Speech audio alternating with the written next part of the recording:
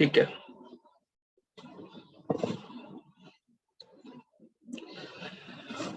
चलिए आगे देखो। कल लास्ट में आपसे डिस्कस किया था, एक वो मैंने आपसे सीव एनालिसिस स्टार्ट किया था, सीव एनालिसिस आपसे डिस्कस करा था।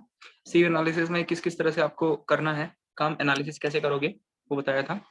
ठीक, किस तरह से एक टेबल फॉर्म करोगे, टेबल में क्या क्या चीजें रहेंगी वो आपको बताया था। एक एग्जांपल लिया था आपने, आपको D75, D30, D60, D45 किसी की भी आप वैल्यू लिख सकते हो उसके कॉरेस्पॉन्डिंग। ठीक है, किसी की भी वैल्यू लिख सकते हैं।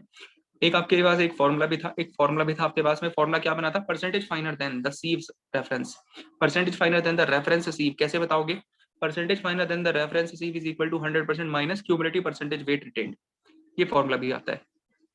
फॉर्मूला मत लिखो चाहे, कोई दिक्कत नहीं है, क्योंकि फॉर्मूले के बिना भी आपने वो देख लिया था कि हाँ ऐसा होता है कि आप क्यूमुलेटिव परसेंटेज वेट रिटेन को माइनस करोगे अगर 100 में से, तो आपको किसी भी सीव से कितना फाइन एग्रीगेट मिल रहा है, कितना पास कर रहा है किसी भी सीव से एग्रीगेट, उसकी वैल्यू मिल जाएगी, परसेंटेज फाइनर जिसको आप बोलते हो।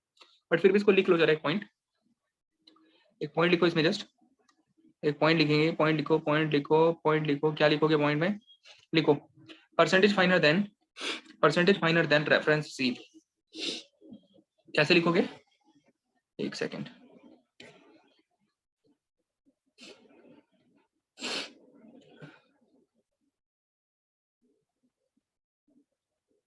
हाँ क्या लिखना है आपको? Percentage finer than reference sieve. किसी भी रेफरेंस सीव से आप percentage finer than reference sieve is equal to 100% minus cumulative percentage weight retained. Cumulative percentage weight retained, ये फॉर्मूला आएगा ना, 100% minus cumulative percentage weight retain, cumulative percentage weight retain. So percentage finer than reference sieve, percentage finer than reference C will be equal to what? 100% minus cumulative percentage weight retained. ये formula हो जाएगा आपके पास में। बोलो clear है सभी को? ये फॉर्मूला क्लियर है?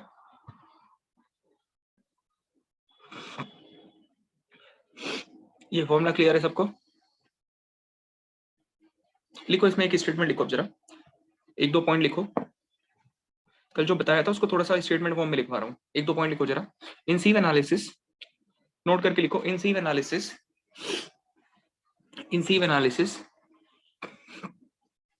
suitable quantity of dry soil is taken. In sieve analysis, suitable quantity of dry soil is taken. In sieve analysis, suitable quantity of dry soil is taken. In sieve analysis, suitable quantity of dry soil is taken and is sieved through. And is sieved through. And is sieved through. And is sieved through. Through a set of standard sized sieves. And is sieved through. And is sieved through a set of. And is sieved through a set of standard sized sieves. And is sieved through a set of standard sized sieves. ठीक है, standard sized sieves with the largest sieve at the top, with the largest sieve at the top, with the largest sieve at the top, and with the largest sieve at the top, and smallest sieve at the bottom, and smallest sieve at the bottom, and smallest sieve at the bottom, with the largest sieve at the top and smallest sieve at the bottom, and smallest sieve at the bottom, at the bottom. Clear है? बोलो clear है सभी को? बताइए clear है? ठीक है, एक और पॉइंट लिखो, एक और पॉइंट लिखो, एक और पॉइंट लिखो। These sieves are placed in a pen. These sieves are placed in a pen. These sieves are placed in a pen. These sieves are placed in a pen. These sieves are placed in a pen and These sieves are placed in a pan and sieving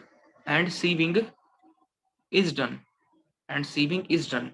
These sieves are placed in a pan and sieving is done for at least 10 minutes. And sieving is done for at least 10 minutes. For at least 10 minutes.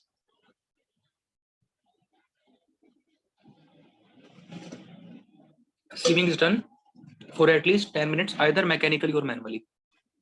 Either mechanically or manually.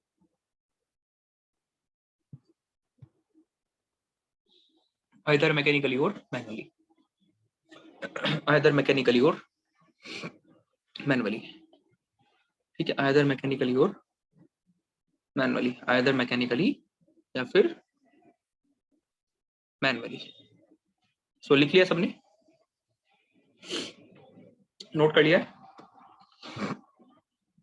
कल आपको जो चीजें बताई थी, कल आपको जो बताया था वही एज इट इज लिखा है। कल आपको जो बताया था वही सारी की सारी चीजें आपको बताई हैं, ठीक, उसी को स्टेटमेंट फॉर्म में लिखा है, जिससे कि आपके पास एक राइट अप रहे थोड़ा सा कि हाँ कैसे कैसे आपने किया था। ठीक है, चलो अब नेक्स्ट लिखो जरा, यहाँ पे नेक्स्ट लिखो जरा, एक पॉइंट लिख लो जस्ट। अब next standard size of sieves लिखो, standard size of sieves, standard size of sieves, standard size of sieves used, standard size of sieves used, standard size of sieves used, standard size of sieves used for fine sieving, standard size of sieves used for fine sieving, are standard size of sieves used for fine sieving are 2 mm, 1 mm, 600 micron,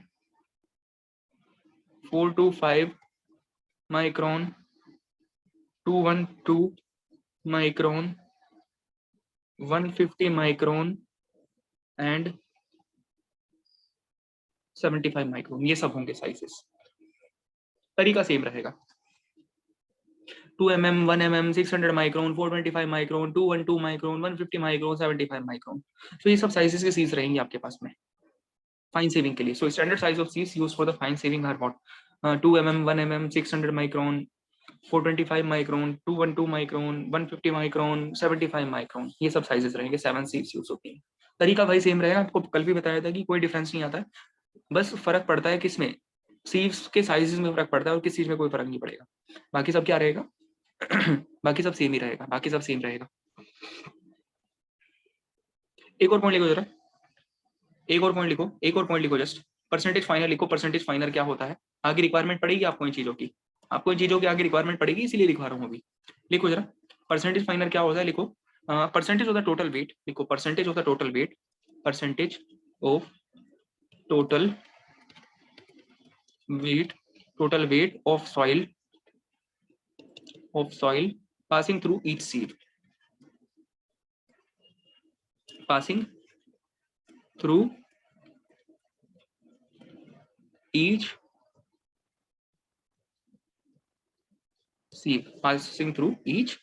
sieve, सबको definition समझ में आ गई percentage finer की, percentage of the total weight of the soil passing through each sieve. ये definition clear है सभी को परसेंटेज फाइनर की, सबको परसेंटेज फाइनर की डेफिनेशन क्लियर है। कल वाला पॉइंट याद रखो बस, कल जैसे वो टेबल बनाई थी उसमें आपने यही तो किया था, किसी भी सीव के कोरस्पोंडिंग अगर आप परसेंटेज फाइनल लिखते थे तो मतलब क्या होता था कि किसी भी सीव के कोरस्पोंडिंग अगर आपको परसेंटेज फाइनल लिखना है तो उस सीव से टोटल कितना परसेंटेज ऑफ द पार्टिकल्स पास कर रहा है, यही तो होता था। तो percentage of the total wait, कितना परसेंटेज टोटल वेट का पास कर रहा है हर एक सीव से, ये उस सीव के कोरस्पोंडिंग आपको परसेंटेज फाइनल की वैल्यू बताएगा। सभी को यहाँ तक की कहानी क्लियर है? फिर आगे बताओ जरा, अब नेक्स्ट आगे शुरू कर रहे हैं। ये तो सब कल का डिस्कशन था, ये सब तो आपने कल भी देखा था, उसी को जस्ट स्टेटमेंट फॉर्म में लिखा है। चलिए अब आगे डिस्कस करेंगे, ओके आगे डिस्कस करते हैं। सो देखो क्या हो रहा है यहाँ पे, अब मैं क्या कर रहा हूँ यहाँ पे, मैं 2-3 इंपॉर्टेंट टाइप की सॉइल्स आपके सामने डिस्कस करूंगा। There are some important type of the soil जिनके बारे में आपको जानकारी होनी चाहिए, जो आपके लिए बहुत बहुत इंपॉर्टेंट होते हैं, and not only in the soil mechanics, आगे जब आप बिल्डिंग मटेरियल जैसे सब्जेक्ट्स पढ़ोगे वहां पर भी बहुत इंपॉर्टेंट होते हैं। जैसे कुछ इंपॉर्टेंट टाइप के सॉइल मैं आपसे डिस्कस कर रहा हूँ on the basis of the particle size distribution. आपकी सॉइल में किस तरह का पार्टिकल्स का साइज आपको देखने को मिल रहा है, आपकी सॉइल में किस तरह का पार्टिकल्स का साइज आपको देखने को मिल रहा है, उस पार्टिकल के साइज में वेरिएशन कितना हो रहा है, पार्टिकल के साइज में वेरिएशन कितना हो रहा है, उसका डिस्ट्रीब्यूशन कैसा है, इस बेसिस पे हम 2-3 तरह की सॉइल यहाँ पे डिफाइन कर रहे हैं। सो मैंने क्या बताया, on the basis of the variation in the particle size, आपकी सॉइल में जो पार्टिकल का साइज है उसमें आपको कितना वेरिएशन देखने को मिल रहा है, उसका डिस्ट्रीब्यूशन कैसा है, किस किस तरह के पार्टिकल्स आपकी सॉइल में प्रेजेंट है, उनके साइज के बेसिस पे हम कुछ इंपॉर्टेंट सॉइल यहाँ पे डिफाइन कर रहे हैं। एंड सॉइल क्या है, जो फर्स्ट ऑफ द सॉइल आप जो मैं यहाँ पे डिफाइन कर रहा हूँ, that will be what, well graded, that will be well graded soil. That type of the soil is what, well graded soil. इसको well graded soil बोलेंगे. So first soil जो आप डिस्कस कर रहे हो यहाँ पे, that soil will be what, well graded soil. ठीक है, well graded, एक सेकेंड,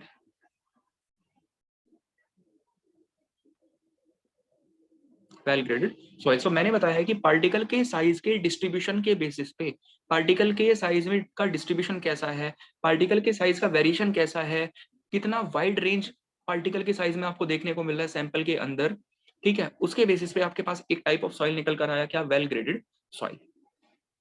क्या आता है, वेल ग्रेडेड सॉइल आता है। देखिएगा जरा, वेल ग्रेडेड सॉइल का मतलब क्या है, एक यहाँ पे हम सिंपल सा डायग्राम बनाकर देखेंगे, उसकी हेल्प से आपको बिल्कुल क्लियर हो जाएगा एकदम।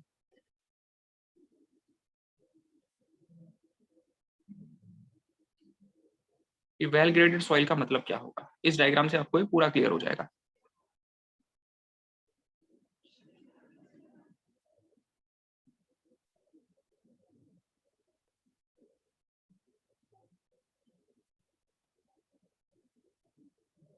देखो जरा, आई थिंक जस्ट एक ही डायग्राम आपने देख लिया ना, इसी से आपको क्लैरिटी आ जाएगी कि हाँ वेल ग्रेडेड सॉइल किसको बोलते हैं, कि वेल ग्रेडेड सॉइल किसको बोलते हैं।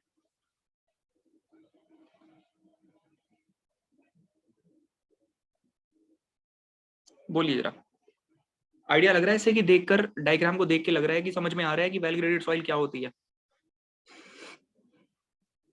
इस लाइन को हटा दो ना आप, बोलो आइडिया लग रहा है सॉइल को देख के कि वेल ग्रेडेड सॉइल क्या होती है, इस कंडीशन को देख के। ये सब पार्टिकल दिखा रखे हैं आपको यहाँ पे स्क्रीन पे, जो भी है ये सब क्या है, पार्टिकल्स हैं, ये सब पार्टिकल्स हैं।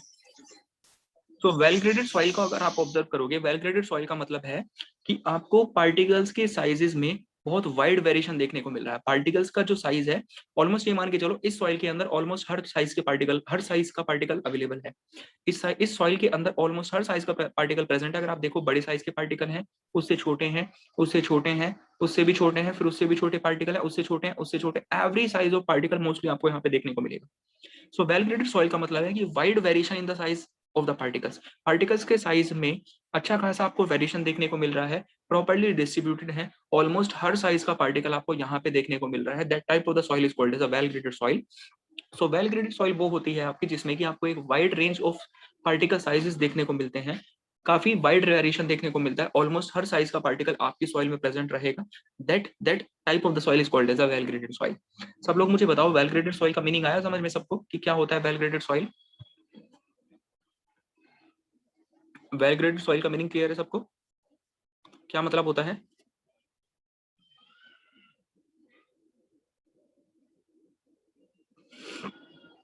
ठीक है, वेल ग्रेडेड का मतलब समझ में आया। नाउ अब आप एक बात देखना, अब आप एक बात देखना कि वेल ग्रेडेड से फायदा क्या होगा आपको, वेल ग्रेडेड सॉइल से आपको बेनिफिट क्या मिलेगा, आप उस चीज को ऑब्जर्व करो। लेट अस सपोज हमने एक कंटेनर लिया, एक कंटेनर हम कंसिडर कर रहे हैं, ये आपने कंटेनर लिया, एक कंटेनर लिया आपने, ठीक है, इस कंटेनर के अंदर मैंने सॉइल को प्लेस करा, इस कंटेनर के अंदर मैंने क्या करा, सॉइल को प्लेस करा,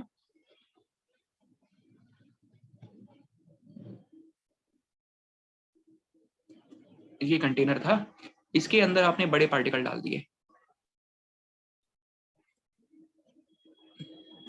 ये सब आपने क्या डाल दिया यहाँ पे, बड़े पार्टिकल डाल दिए, ठीक है, बड़े पार्टिकल डाल दिया आपने। अब आपको पता है कि बड़े पार्टिकल्स हैं, ऑब्वियसली यहाँ पे क्या क्रिएट होंगे, पार्टिकल्स के बीच में वॉइड्स क्रिएट होंगे, आपको पता है। आपने यहाँ पे क्या डाला, बड़े पार्टिकल डाल दिए, बड़े पार्टिकल के बीच में क्या क्रिएट होगा, वॉइड्स क्रिएट होगा, वॉइड क्रिएट होंगे। नाउ इन वॉइड्स के अंदर क्या होगा, इन वॉइड्स को जो छोटे साइज के पार्टिकल यहाँ पे कुछ प्रेजेंट थे, वो पार्टिकल क्या करेगा, ऑक्यूपाई करेगा,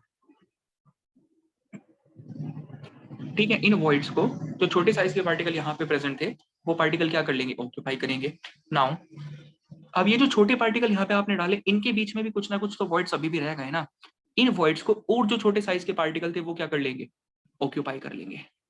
और जो छोटे साइज के पार्टिकल्स थे वो क्या कर लेंगे, इनको ऑक्यूपाई कर लेंगे। इस तरह से something like this, something like this.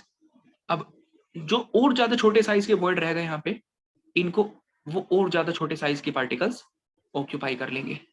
तो मुझे ये बताओ अब इस डायग्राम को देख के कि यहाँ पे सॉइल की डेंसनेस कैसी हो गई, सॉइल की डेंसनेस कैसी हो गई, बोलो। हाई डेंसनेस हो गई या नहीं हो गई? सॉइल का डेंसनेस कैसा हो गया, सॉइल की डेंसनेस हो गई काफी हाई, सॉइल की डेंसनेस हो गई काफी हाई। अगर यहाँ पे सॉइल की डेंसनेस हाई हो गई तो इसका मतलब सिंपल सा ये है, इसका मतलब सिंपल सा ये है कि आप इसके ऊपर अगर लोडिंग अप्लाई करवाओगे ना, आप क्या कर रहे हो, इस पे आप लोडिंग अप्लाई करवाओ, इस पे आप लोडिंग अप्लाई करवाओ, इस पे अगर आप लोडिंग अप्लाई करवाओगे, मुझे ये बताओ लोड बेटर ट्रांसफर होगा या पुअर, अच्छे खराब तरह से ट्रांसफर होगा? अच्छी तरह से ट्रांसफर हो जाएगा लोड, या फिर ज्यादा डिफिकल्टी रहेगी लोड को ट्रांसफर होने में एक पार्टिकल से दूसरे पार्टिकल पे? लोड ट्रांसफर कैसे होगा? यस, बेटर लोड ट्रांसफर होगा। लोड ट्रांसफर कैसे होगा? Load transfer will be better, better load transfer होगा।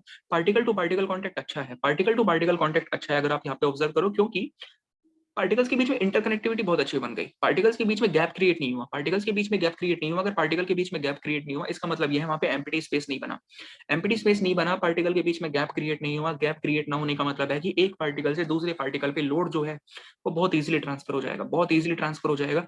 अगर लोड बहुत इजीली ट्रांसफर हो जाएगा तो मुझे आप ये बताओ, मुझे आप ये बताओ, वॉइड्स यहाँ पे ज्यादा क्रिएटेड रहेंगे या कम क्रिएटेड रहेंगे? यहाँ पे ज्यादा वॉइड क्रिएटेड रहेंगे या फिर कम क्रिएटेड रहेंगे? लेस, यस, लेस वॉइड्स यहाँ पे रहेंगे ना। यहाँ पे वॉइड्स कैसे रहेंगे, कम वॉइड्स रहेंगे। यहाँ पे जो वॉइड्स रहेंगे, voids will be less, voids कम रहेंगे, वॉइड्स कम रहेंगे, वॉइड्स कम रहेंगे। स्ट्रेंथ कैसे मिलेगी, स्ट्रेंथ कैसे मिलेगी आपको, स्ट्रेंथ कैसी रहेगी? हाई स्ट्रेंथ रहेगी, सबको ये चीज समझ में आती है। Strength will be high, strength high रहेगी। स्ट्रेंथ कैसी रहेगी, स्ट्रेंथ हाई रहेगी। और यही तो बेनिफिट है आपके पास एक वेल ग्रेडेड सॉइल का। ये आपके पास में बेनिफिट है किसका, एक वेल ग्रेडेड सॉइल का, वेल ग्रेडेड सॉइल। ये एक बेनिफिट निकल कर आता है आपके पास एक वेल ग्रेडेड सॉइल का। बोलो आया नहीं आया समझ में? वेल ग्रेडेड, अब ये वेल ग्रेडेड सॉइल में ऐसा पॉसिबल क्यों हो पाया? वेल ग्रेडेड सॉइल में ऐसा इसलिए पॉसिबल हो पाया क्योंकि यहाँ पे ऑलमोस्ट आपको हर साइज का पार्टिकल अवेलेबल है, आपके पास हर साइज का पार्टिकल यहाँ पे अवेलेबल है। जो बड़े पार्टिकल के बीच में जो वॉइड क्रिएट हुआ उनको छोटे पार्टिकल ने फिल कर दिया, छोटे पार्टिकल के बीच में जो वॉइड क्रिएट हुआ उनको और छोटे पार्टिकल ने फिल कर दिया, और छोटों के बीच में जो क्रिएट हुए उनको और छोटे पार्टिकल ने फिल कर दिया वॉइड्स को। तो वॉइड्स बहुत हद तक रिड्यूस हो गए, वॉइड्स रिड्यूस हो गए, डेंसनेस बढ़ गई, स्ट्रेंथ बेटर हो जाएगी, स्ट्रेंथ बेटर हो जाएगी, लोड ट्रांसफर प्रॉपर तरह से हो जाएगा, वॉइड्स कम हो जाएंगे, स्ट्रेंथ बेटर हो जाएगी। ये आया पॉइंट समझ में? ये ऐसा पॉसिबल हो पा रहा है क्यों? क्योंकि large variation in the size of the particle is available है।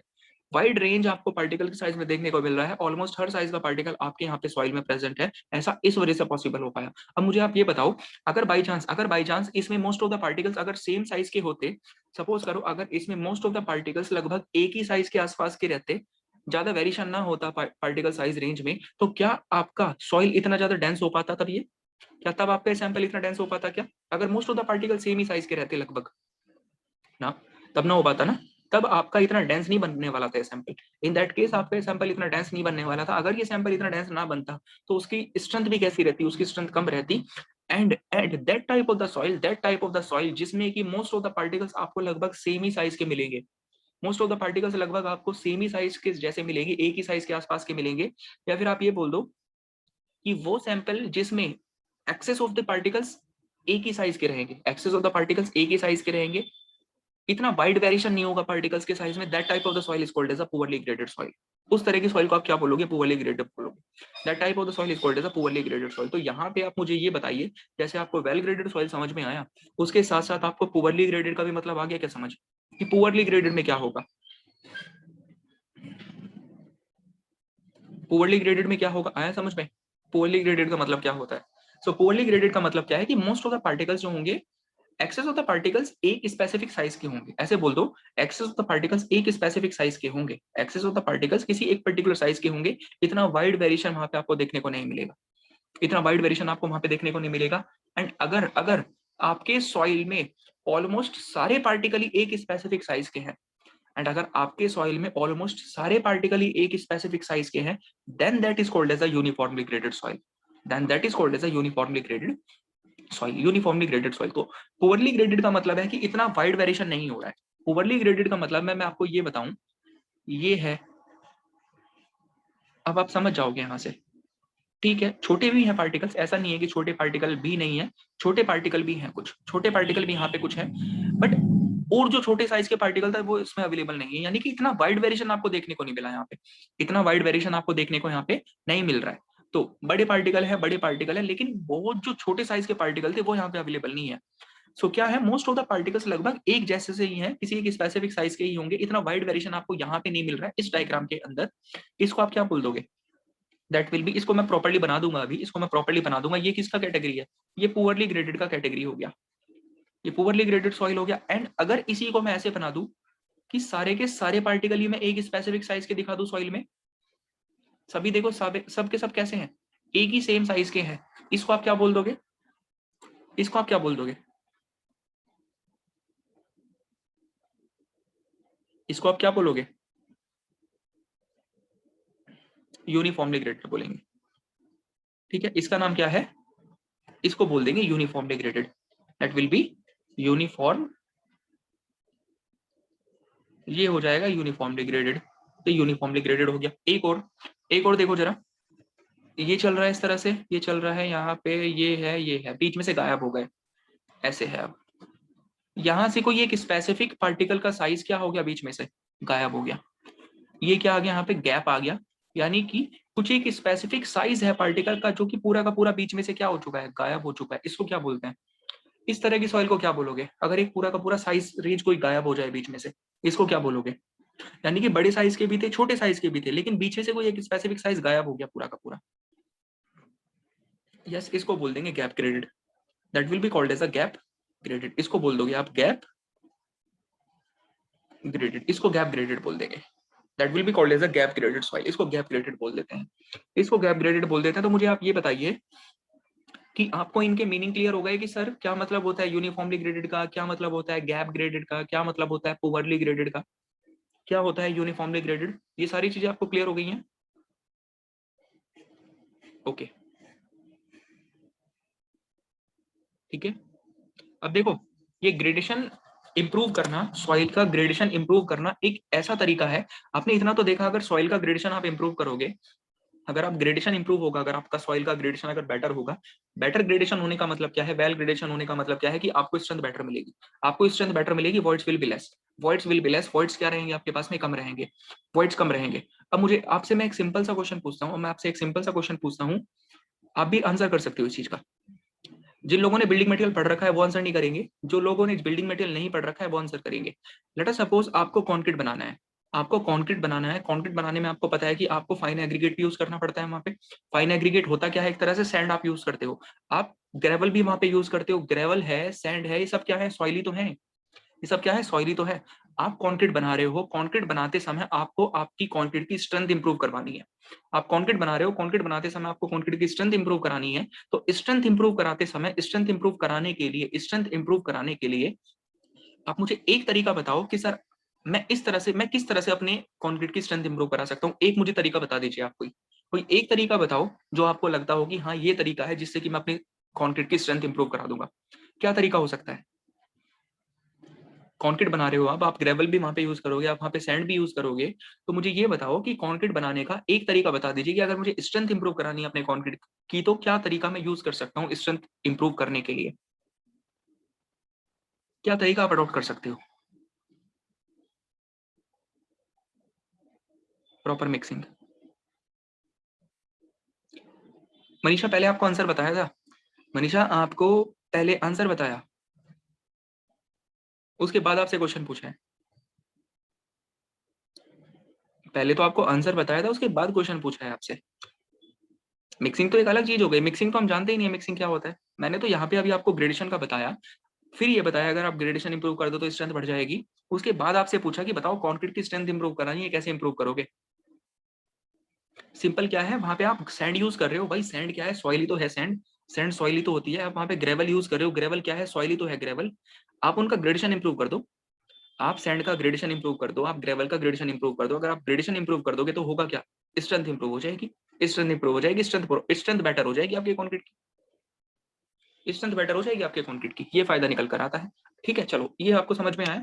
अब क्या करोगे आप, तो ये क्लियर हो गए आपको। अब देखो जरा इसमें एक मिनट, एक सेकेंड, हाँ यस, ये आपको लिखा दिया मैंने सारा का सारा, ऊपर का पार्ट आपको लिखवा दिया है सब। आपका स्टार्टिंग करिए हमने कहाँ से, वेल ग्रेडेड से। वेल ग्रेडेड में आप ये डायग्राम ड्रॉ कर लोगे, क्लास के बाद ड्रॉ कर लेना इसको, ये डायग्राम आप ड्रॉ कर लोगे कहाँ पे, क्लास के बाद में इसको बना लेना वेल ग्रेडेड में।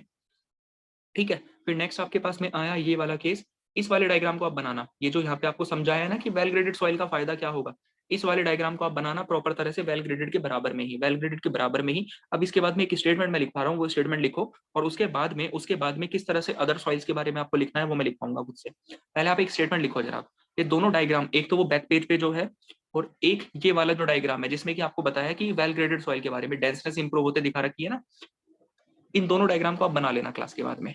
ठीक है, लिखो जरा पॉइंट लिखो, a well graded soil has a well graded soil has a well graded soil has a well graded soil has a well graded soil has particles of all the size. A well graded soil has particles of all the size. A well graded soil has particles of all the size present in it. Has particles of all the size present in it. A well graded soil has particles of all the size present in it. All the size present in it. हर एक size के particle आपको देखने को मिलेंगे well graded soil के अंदर। आए फायदा समझ, क्या बेनिफिट होगा। अब डायग्राम मैंने बता दिया, वेल ग्रेडेड सॉइल में आपको दो डायग्राम बनाने हैं। वेल ग्रेडेड सॉइल में आपको दो डायग्राम कौन कौन से बनाने हैं, एक डायग्राम तो आप ये बनाओगे वेल ग्रेडेड में जो बैक स्लाइड में बनाया हुआ है, और दूसरा डायग्राम आपके पास वेल ग्रेडेड सॉइल में ये हो जाएगा जो कि आपको ये वाला जो बनाकर दिखा रखा है। ठीक है, आया समझ में। सो वेल ग्रेडेड के बारे में आपको बता दिया है क्या होता है। नेक्स्ट लिखो जरा, नेक्स्ट लिखो गैप ग्रेडेड सॉइल, नेक्स्ट लिखो gap graded soil, gap graded soil, gap graded soil, gap graded soil is the one in which gap graded soil is the one in which gap graded soil is the one in which some of the particles is the one in which some of the particles of a specific size range, in which some of the particles of a specific size range, some of the particles of a specific size range, some of the particles of a specific size range, of a specific size range, of a specific size range is missing, some of the particles of a specific size range. So gap graded soil is the one in which some of the particles of a specific size range are missing, is missing लिख लो या फिर are missing लिख लो। इसके लिए diagram कैसे बनाओगे, diagram मैं proper तरह से बना देता हूँ एक बार आपके लिए। डायग्राम कैसे है, डायग्राम कैसे है, डायग्राम ये बनेगा, बना लो इसको डायग्राम को ना, ये डायग्राम बना दो इसका, ये बनाया आपने, फिर बीच में से क्या हो गया, गायब हो जाएगा पूरा का पूरा।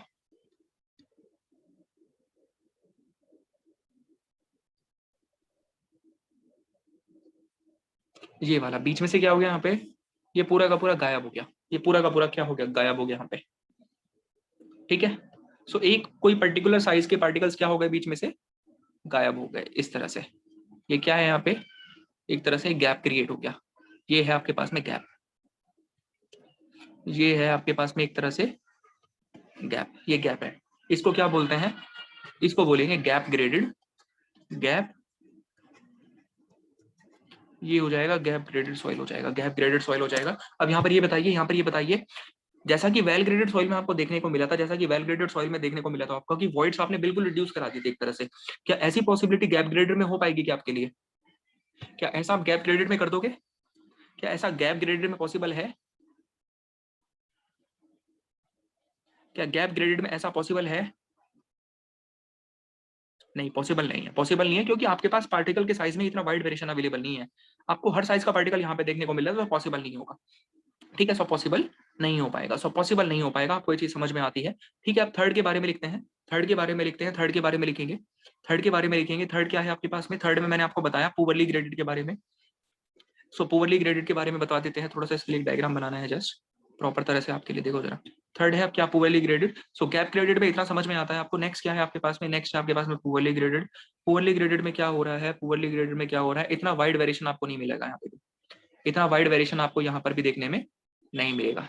पार्टिकल्स हैं, अलग अलग साइज के पार्टिकल्स हैं, बट इतना वाइड वेरिएशन नहीं है। देखो जरा यहाँ पे, अब कंपैरिजन करो ना दोनों डायग्राम का। देखो जरा, हर साइज का पार्टिकल है, हर साइज का पार्टिकल है, लेकिन यहाँ पे क्या हो रहा है? हर साइज का पार्टिकल नहीं है, सिर्फ कुछ ही पार्टिकल्स हैं, कुछ ही स्पेसिफिक साइज के पार्टिकल्स आपके पास अवेलेबल हैं। इसको क्या बोलोगे? पुअरली ग्रेडेड बोलोगे।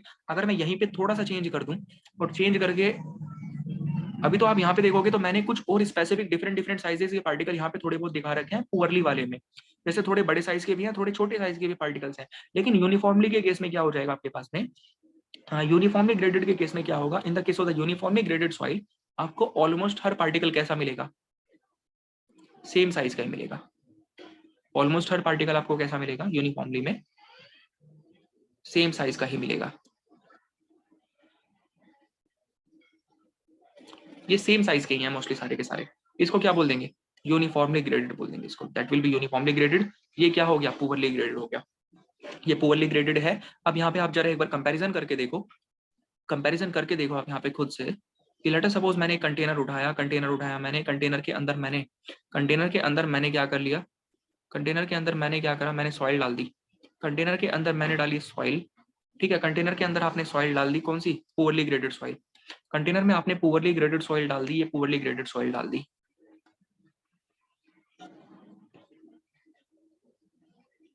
ठीक है, पुअरली ग्रेडेड सॉइल डाल दिया। मुझे ये बताओ, इस पुअरली ग्रेडेड सॉइल से, ये जो पुअरली ग्रेडेड सॉइल है, यहाँ पे ऑब्वियसली वॉइड्स तो क्रिएट होंगे। देखो ये वॉइड्स क्रिएट हो रखे हैं ना यहाँ पे, ये वॉइड यहाँ पे क्रिएट होंगे। तो आप ये बताओ, क्या इन वॉइड्स को आप फिल करा पाओगे?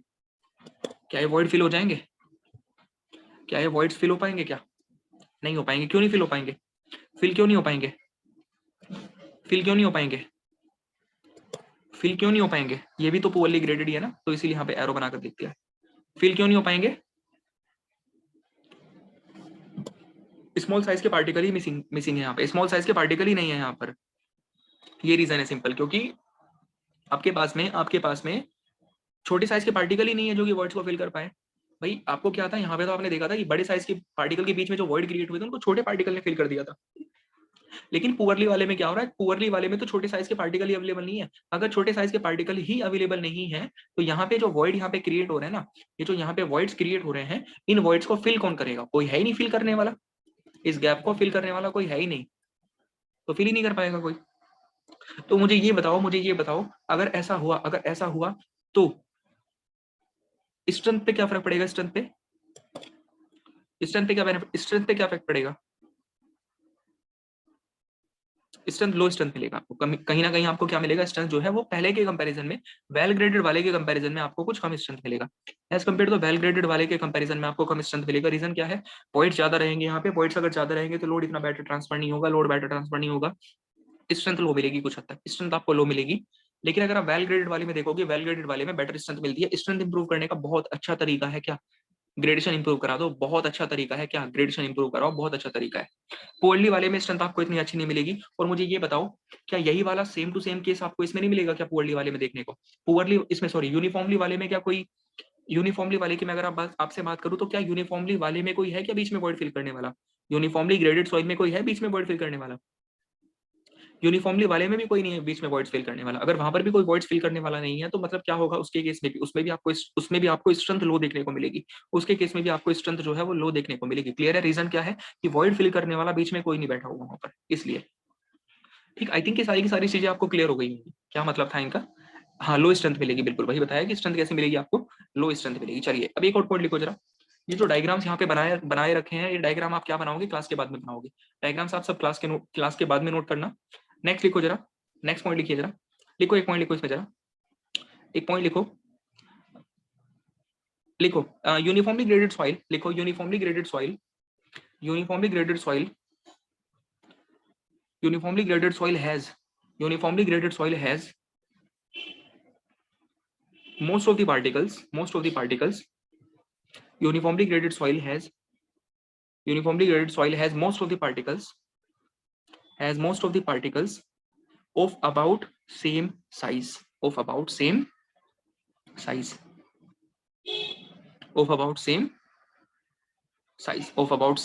size so uniformly graded soil has most of the particles of about same size. तो क्या होता है कि वो सॉइल जिसमें most of the particles of same size के आपको देखने को मिलेंगे, जिसमें मोस्ट ऑफ द पार्टिकल्स आपको सेम साइज के देखने को मिलेंगे, that is called as a uniformly graded soil.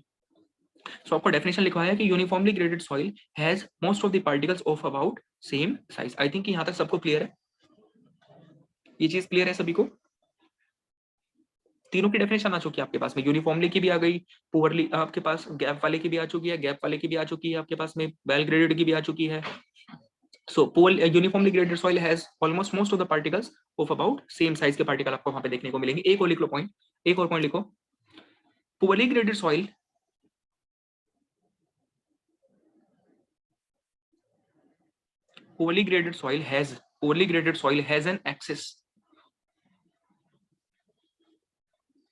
has an excess of poorly graded soil has an excess of particles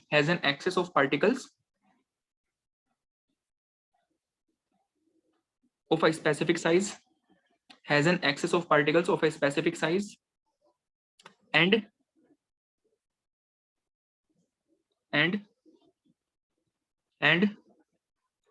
deficiency. Poorly graded soil has an excess of particles of a specific size and deficiency of certain other particle sizes and deficiency of certain other particle sizes and deficiency of certain other particle sizes.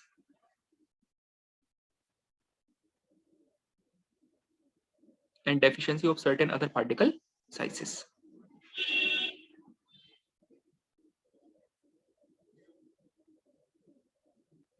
एक बारी ये topic आपका हो गया, इसमें बता दो just मुझे एक बारी कि सभी को क्लियर है नहीं है? ये सबको क्लियर हो गया पूरा का पूरा टॉपिक ग्रेडेशन वाला?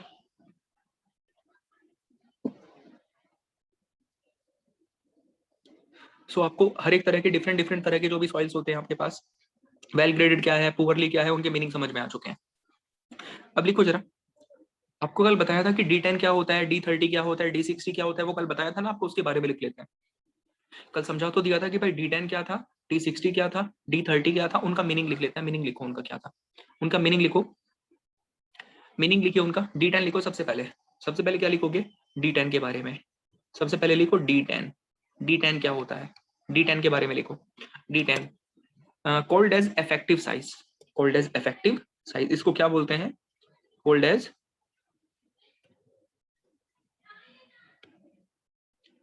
effective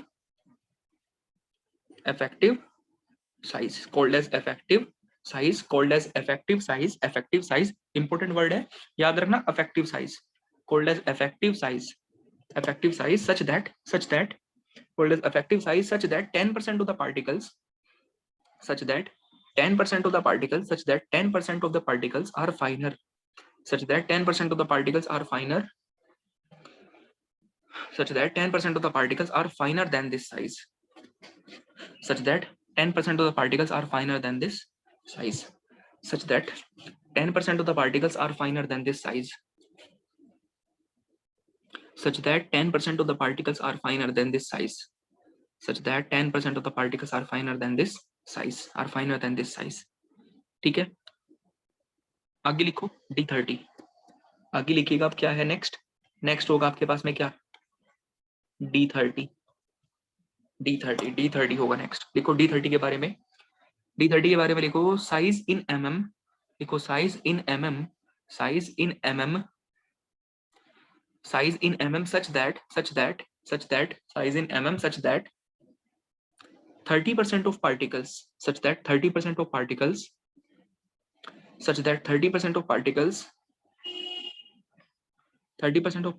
are finer,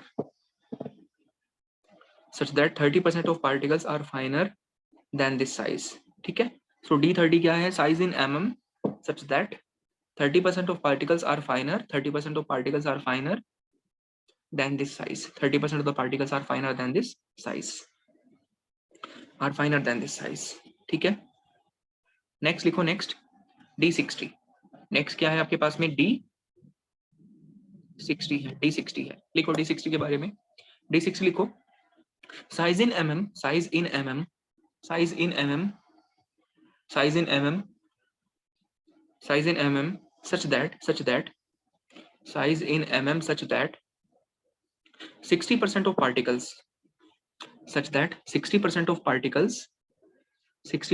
particles are finer than this size, such that 60% of the particles are finer than this size, such that 60% of the particles are finer than this size, 60% of the particles are finer than this size, are finer than this size, 60% of the particles are finer than this size. सब लोग एक बार मुझे ये बता दो कि सभी को D60, D10, D30 कल जो समझाया था उसके हिसाब से आज जो आपको लिखवाया है वो सब समझ में आ गया है पढ़ने के बाद में कि क्या मतलब होता है D60 का, D30 का, D10 का?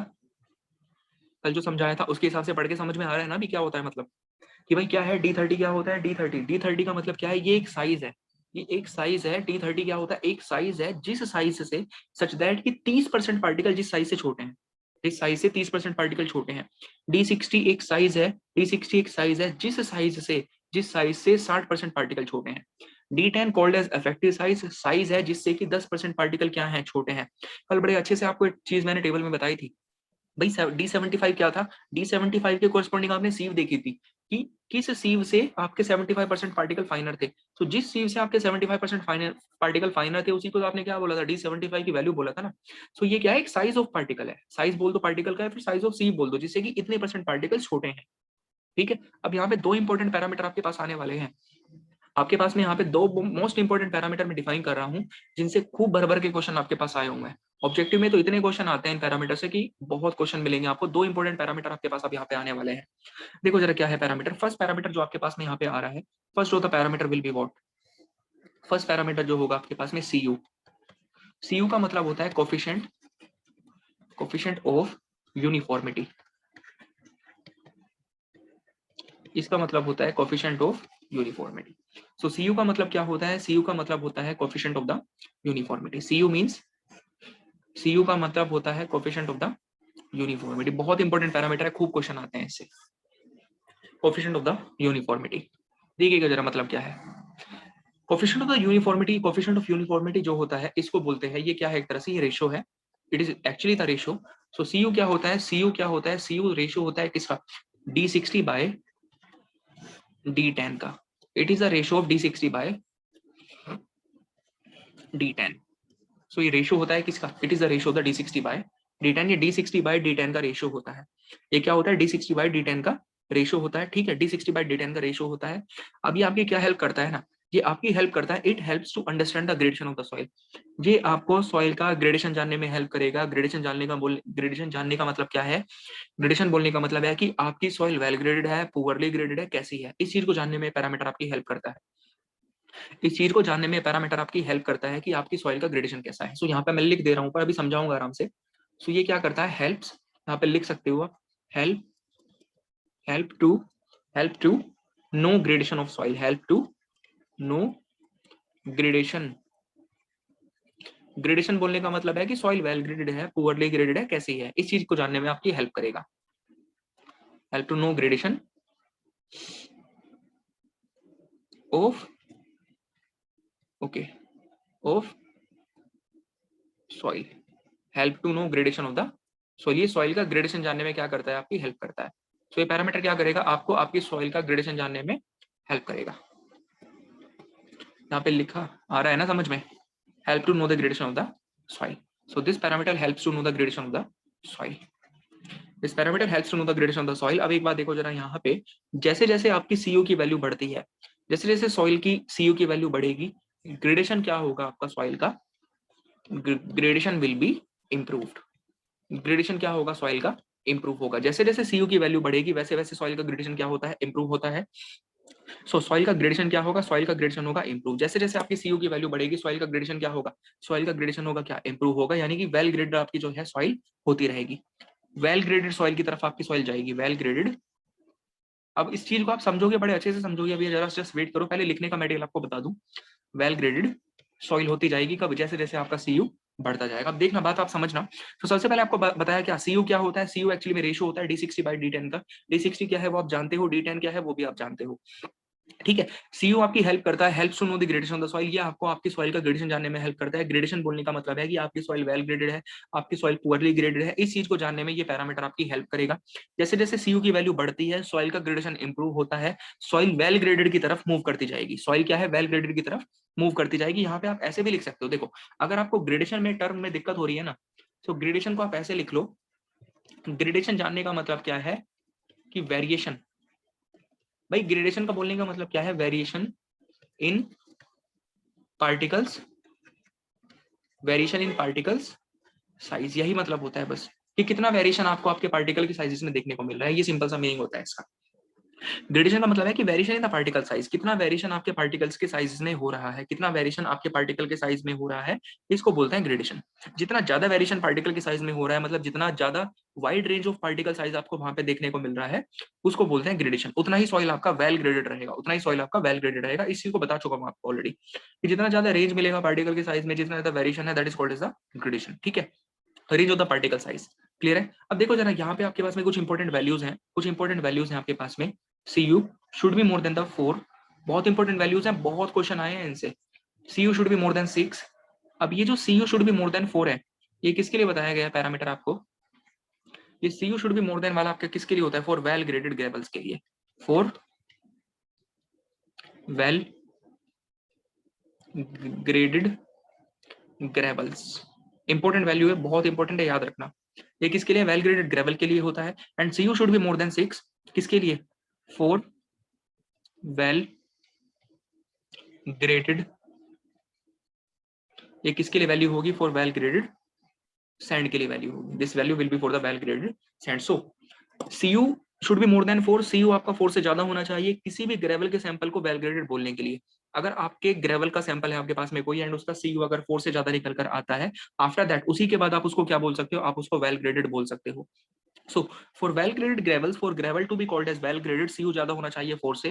For well graded sand, अगर आपको सैंड को well graded बोलना है तो Cu ज्यादा होना चाहिए किससे, 6 से। अब मुझे एक और पॉइंट बताओ, एक और मुझे पॉइंट बताइए कि अगर आपके पास में लेट अस सपोज कोई यूनिफॉर्मली ग्रेडेड सॉइल है, अगर आपके पास में कोई, अच्छा अभी इसको आप अभी अभी इसको रहने देते हैं, चलो मैं डायरेक्टली यहाँ पे वैल्यू तो बता देता हूँ लेकिन समझाऊंगा अभी। अगर सपोज करो कि कोई वेल ग्रेडेड सॉइल, सॉइल कैसी है आपके पास में, सपोज करो कोई आपके पास में यूनिफॉर्मली ग्रेडेड सॉइल है। सो यूनिफॉर्मली ग्रेडेड सॉइल के लिए Cu की वैल्यू लगभग कितनी होनी चाहिए, for a uniformly graded soil Cu की वैल्यू लगभग कितनी होनी चाहिए, कोई बता सकता है। यूनिफॉर्मली ग्रेडेड सॉइल के लिए लगभग Cu की वैल्यू कितनी रहेगी,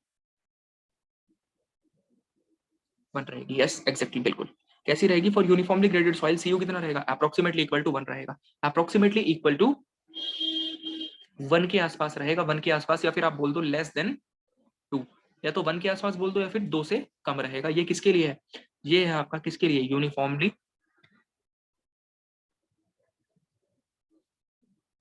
graded soil, uniformly graded soil, uniformly graded soil के लिए। तीनों वैल्यूज इंपॉर्टेंट है, तीनों याद रखिएगा, क्वेश्चन खूब आते हैं तीनों से, ठीक है। तीनों वैल्यूज आपके लिए बहुत इंपॉर्टेंट है। सो Cu should be more than 4 for well graded gravels, gravels के लिए, ग्रेवल्स के लिए। Cu should be more than 6 for well graded Sands के लिए, सैंड्स के लिए बताया Cu इससे ज्यादा होना चाहिए, 6 से ज्यादा होना चाहिए। एंड एक यूनिफॉर्मली ग्रेडेड सॉइल के लिए जो Cu होता है वो अप्रोक्सीमेटली इक्वल टू 1 होता है, या फिर आप बोल दो कि लेस देन 2 होता है, लेस देन 2 होता है। अब इसका मतलब समझो आप जरा। अब इनको समझते हैं कि इनका मीनिंग क्या है। सबसे पहले तो आपको यहाँ पे Cu डिफाइन किया है कि Cu क्या होता है। Cu is actually called as the coefficient of uniformity, इसको कोएफिशिएंट ऑफ यूनिफॉर्मिटी कहते हैं। Cu होता क्या है, it is the ratio of D60/D10, D60/D10 का रेशियो होता है Cu। अब आपको D60 पता है, सर D60 क्या है, D60 एक साइज है। D60 क्या होता है, एक साइज है जिससे कि 60% पार्टिकल छोटे हैं सॉइल में। D10 भी एक साइज है जिससे कि 10% छोटे पार्टिकल है आपके सॉइल में। जैसे जैसे आपका Cu बढ़ेगा, जैसे जैसे आपका Cu बढ़ेगा, वैसे वैसे आपका सॉइल का ग्रेडेशन बढ़ेगा, आपकी सॉइल क्या होती रहेगी, वेल ग्रेडेड होती रहेगी। सॉइल कैसी होती रहेगी, वेल ग्रेडेड होती रहेगी, ठीक है, वेल ग्रेडेड होती रहेगी। मुझे आप पहले इसको देखो, लेट अस सपोज मैंने यहाँ पे यूनिफॉर्मली ग्रेडेड सॉइल का केस मैंने कंसिडर किया। सपोज आपके पास में एक यूनिफॉर्मली ग्रेडेड सॉइल है, आपको ये पता है कि सर यूनिफॉर्मली ग्रेडेड सॉइल के लिए, यूनिफॉर्मली ग्रेडेड सॉइल के लिए आपके जो पार्टिकल्स होते हैं वो ऑलमोस्ट सेम साइज के होते हैं, लगभग सेम साइज के पार्टिकल आपको देखने को मिलते हैं। किसके लिए? यूनिफॉर्मली ग्रेडेड सॉइल के लिए। तो मुझे ये बताओ, अगर यूनिफॉर्मली ग्रेडेड सॉइल के लिए ऑलमोस्ट पार्टिकल का साइज सेम रहता है, तो वो साइज जिससे कि 60% पार्टिकल छोटे हैं, वो साइज जिससे कि 60% पार्टिकल छोटे हैं, एंड वो साइज जिससे कि 10% पार्टिकल्स छोटे हैं, वो अप्रोक्सीमेटली सेम मिलेगा क्या? वो अप्रोक्सीमेटली सेम मिलेगा क्या? क्योंकि पार्टिकल के साइज में वेरिएशन ही नहीं हो रहा है, पार्टिकल के साइज में वेरिएशन ही नहीं हो रहा है, वहां पे सेम साइज के पार्टिकल्स ही हैं, सेम ही साइज के पार्टिकल हैं। एक बार इस पॉइंट को बताओ सब लोग।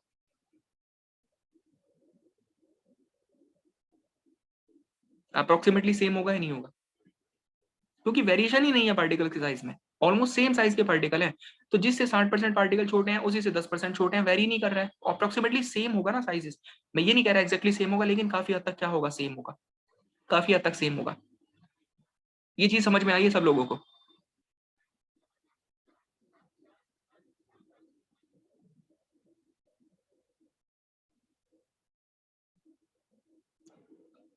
अच्छा चलो, इससे अभी थोड़ा सा अभी शायद मुझे लग रहा है इतना क्लियरिटी नहीं आई होगी।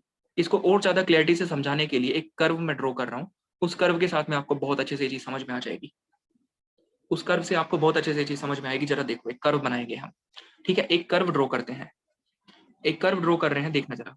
कर्व बनाएंगे एक,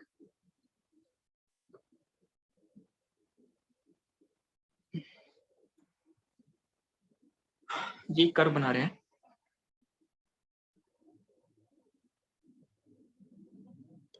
अभी आएगा ज्यादा समझ में।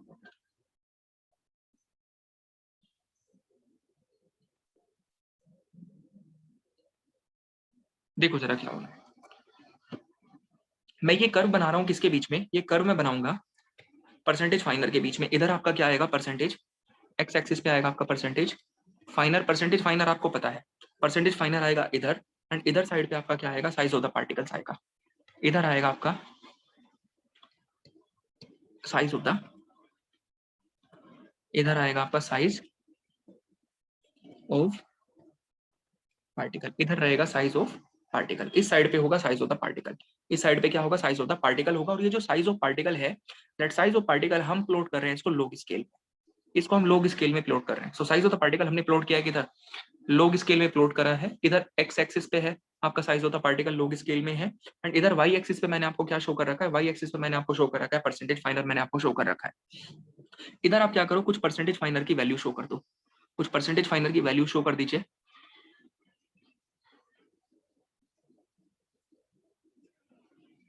देखो अब जरा, या इसको थोड़ा दूर दूर करके दिखा दो, उससे ज्यादा क्लियरिटी आएगी, थोड़ा सा डायग्राम और ज्यादा अच्छे से बनेगा।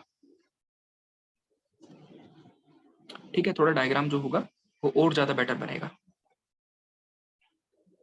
इसको डायग्राम को थोड़ा सा और ऊपर तक बना दो, है ना? इसको थोड़ा ऊपर तक बना देते हैं, इसको थोड़ा और ऊपर तक बना देते हैं।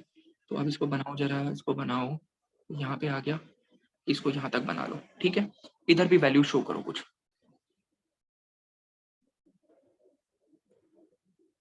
देखिएगा जरा, ये सब डायग्राम है आपका, इस तरह का कुछ कंडीशन है आपके पास में।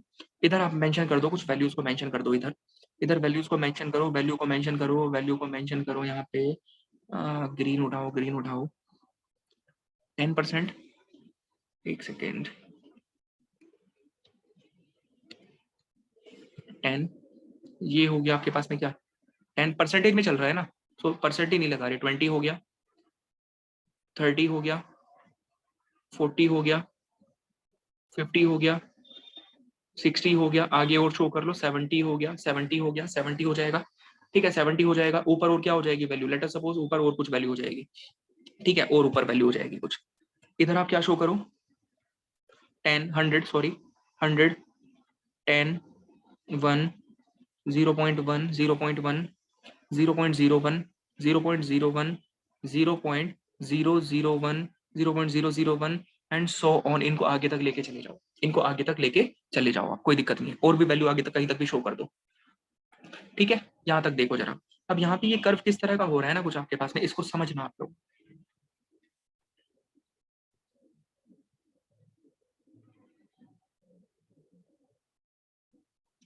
अब एक हमें खींचनी है क्या? एक स्ट्रेट लाइन खींचनी है।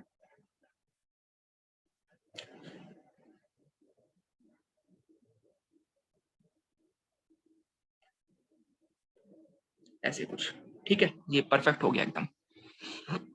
अब समझो बात को जरा। परसेंटेज फाइनर, परसेंटेज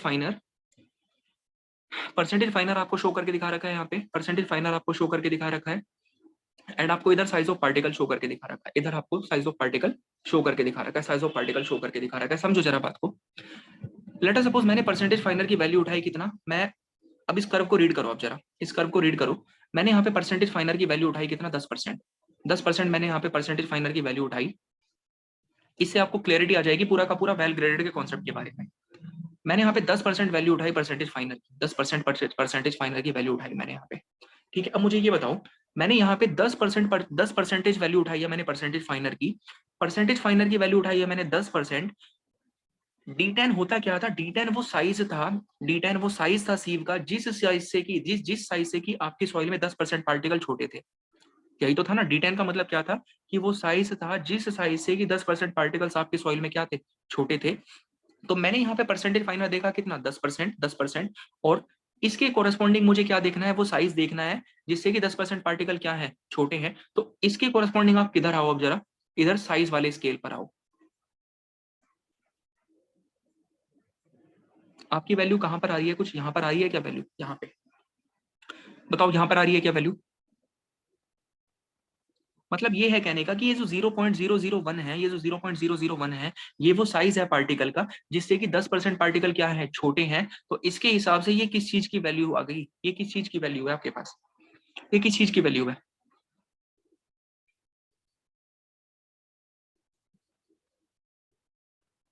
बोलो किस चीज की वैल्यू है।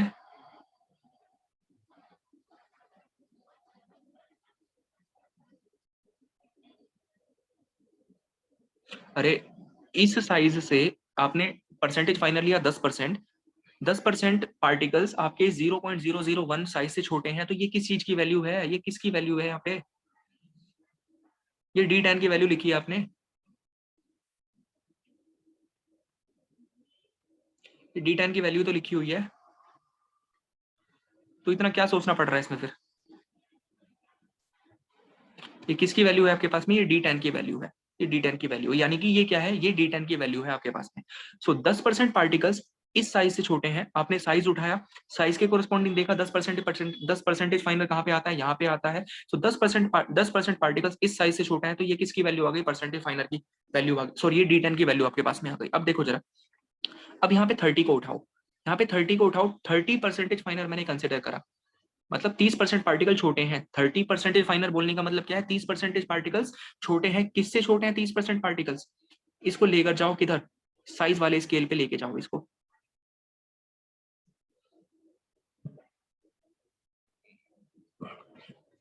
इससे छोटे हैं, इससे छोटे हैं, ये किसकी वैल्यू है, ये किसकी वैल्यू है, ये D30 की वैल्यू है। ये किसकी वैल्यू है आपके पास में, ये वैल्यू है आपके पास में, ये D30 की वैल्यू है, ये D30 की वैल्यू, ये किसकी वैल्यू है, D30 की वैल्यू है। अब उठाओ क्या, 60% वाली वैल्यू उठाओ, 60% वाली वैल्यू उठाओ, 60% फाइनल, 60 वाली वैल्यू उठाओ, 60 वाली को लेकर आओ इधर साइज पे, इसको यहाँ पे लेकर जाओ नीचे। ये किसकी वैल्यू आ गई, 60% पार्टिकल छोटे हैं इस साइज से,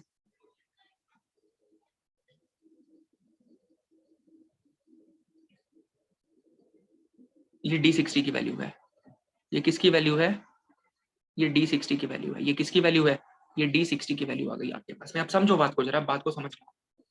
अभी जो मैंने आपको बताया कि CU बढ़ेगा, वेल ग्रेडेड हो जाएगी, इस वाली सारी चीजें आपको यहाँ से क्लियर हो जाएंगी।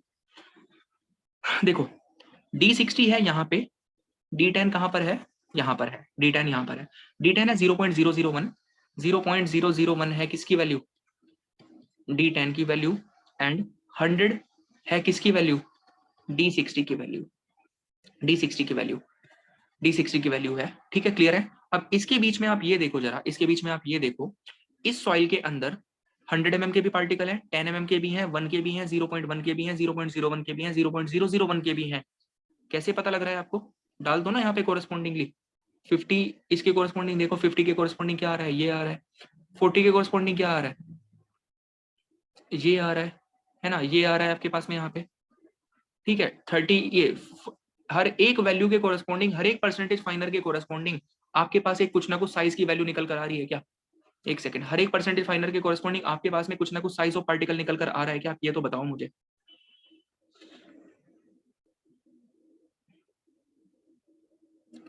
बोलो, आ रहा है क्या वैल्यू निकल कर? हर एक परसेंटेज फाइनर के कोरेस्पॉन्डिंग आपके पास एक कुछ ना कुछ साइज निकल कर आ रहा है पार्टिकल का। साइज आ रहा है नहीं आ रहा है निकल के? आ रहा है निकल कर साइज। अब आप यहाँ पे ये तो समझो बात, अगर D60 आपका ये है, अगर D60 आपका ये है, D10 आपका ये है, D10 आपका ये है, CU बढ़ने का मतलब क्या है? CU बढ़ने का मतलब है कि D60 क्या कर रहा है? ऊपर जा रहा है, और D10 क्या कर रहा है? D10 आ रहा है नीचे। मतलब क्या है? CU एंड CC के बीच में जो गैप होता है, CU एंड CC के बीच में जो गैप है, CU एंड CC के बीच का जो गैप है, वो गैप क्या करता जा रहा है? CU एंड CC के बीच का गैप क्या करता जा रहा है? बढ़ता जा रहा है। एंड CU एंड CC के बीच का गैप जितना ज्यादा बढ़ेगा, CU एंड CC के बीच का गैप जितना ज्यादा बढ़ेगा, जितना ज्यादा ये गैप बढ़ेगा, उतना ज्यादा वेरिएशन आपको पार्टिकल्स के साइज में देखने को मिल रहा है। इस बात को समझो ना। D60 यहाँ पर है, D10 यहाँ पर है। D60 एंड D10 के बीच में जितना ज्यादा गैप आपको देखने को मिलेगा, जितना ज्यादा गैप देखने को मिलेगा, उतना वाइड वेरिएशन है। देखो तो 0.1, 0.001, 0.001, 10, 100 वेरिएशन है या नहीं है? जितना ज्यादा पार्टिकल, जितना ज्यादा D60 एंड D10 एक दूसरे से दूर दूर चला गया, ज्यादा वेरिएशन आ रहा है क्या निकल कर? मतलब इनके बीच में पार्टिकल्स के साइज का वेरिएशन तो देखो आप। D10 यहाँ पर है 0.001 पे, एंड D60 है 100 पे। इनके बीच में कितना कितना wide range of particle size आपको दिखाई दे रहा है। 10 भी दिखाई दे रहा है, 1 भी दिखाई दे रहा है, 0.1 भी दिखाई दे रहा है, 0.01 भी दिखाई दे रहा है। दिख रहा है क्या कितना वाइड वेरिएशन पार्टिकल्स के साइज में? यहाँ पे वेरिएशन दिख रहा है आपको? यहाँ पर large range of particle size, जितना ज्यादा D60 एंड D10 एक दूसरे से दूर दूर जा रहा है। एक बार बताओ यार, सब लोग बताओ।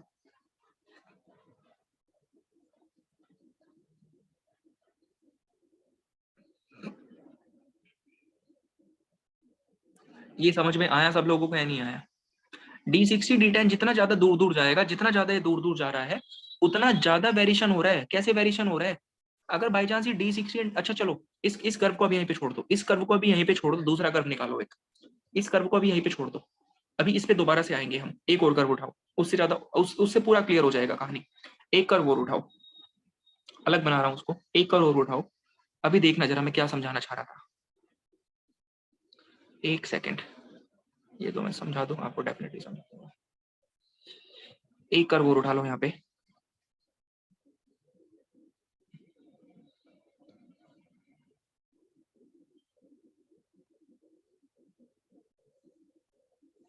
देखो अब देखना जरा आप,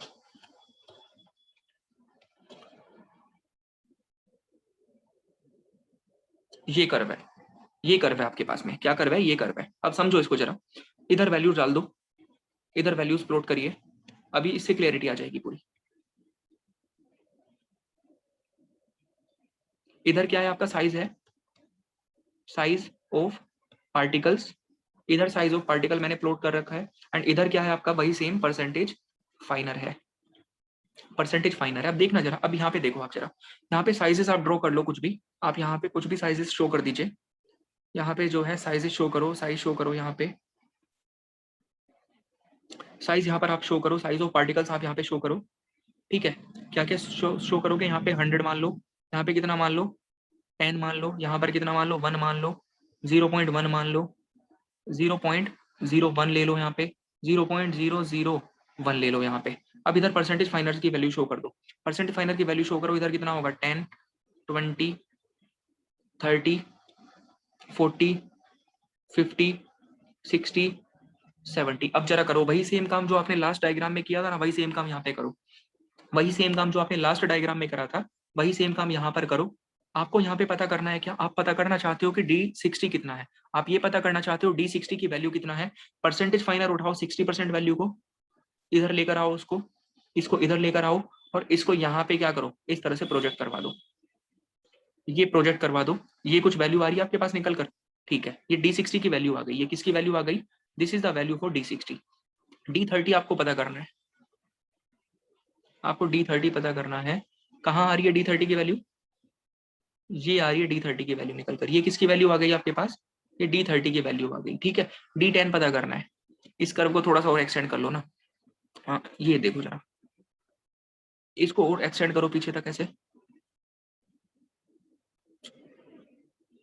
ये किसकी वैल्यू है, ये वैल्यू है आपके पास में, ये वैल्यू है D10 की वैल्यू। अब जरा कंपैरिजन करो दोनों के बीच में, अब जरा कंपैरिजन करो दोनों कर्व्स के बीच में, अब कंपैरिजन करो इन दोनों कर्व के बीच में। देखो जरा, ये किसकी वैल्यू है, D60 है, ये क्या है, D10 है, सॉरी ये D30 है, और ये कितना है, D10 है। अब यहाँ पे वैल्यू को उठाओ, D60 की वैल्यू कितनी है, D60 की वैल्यू आपकी कहीं 10 और 1 के बीच में आ रही है। D60 की वैल्यू किसके बीच में आ रही है, 10 और 1 के बीच में आ रही है क्या, ये वैल्यू किसके बीच में आ रही है, 10 और 1 के बीच में आ रही है कहीं पर वैल्यू।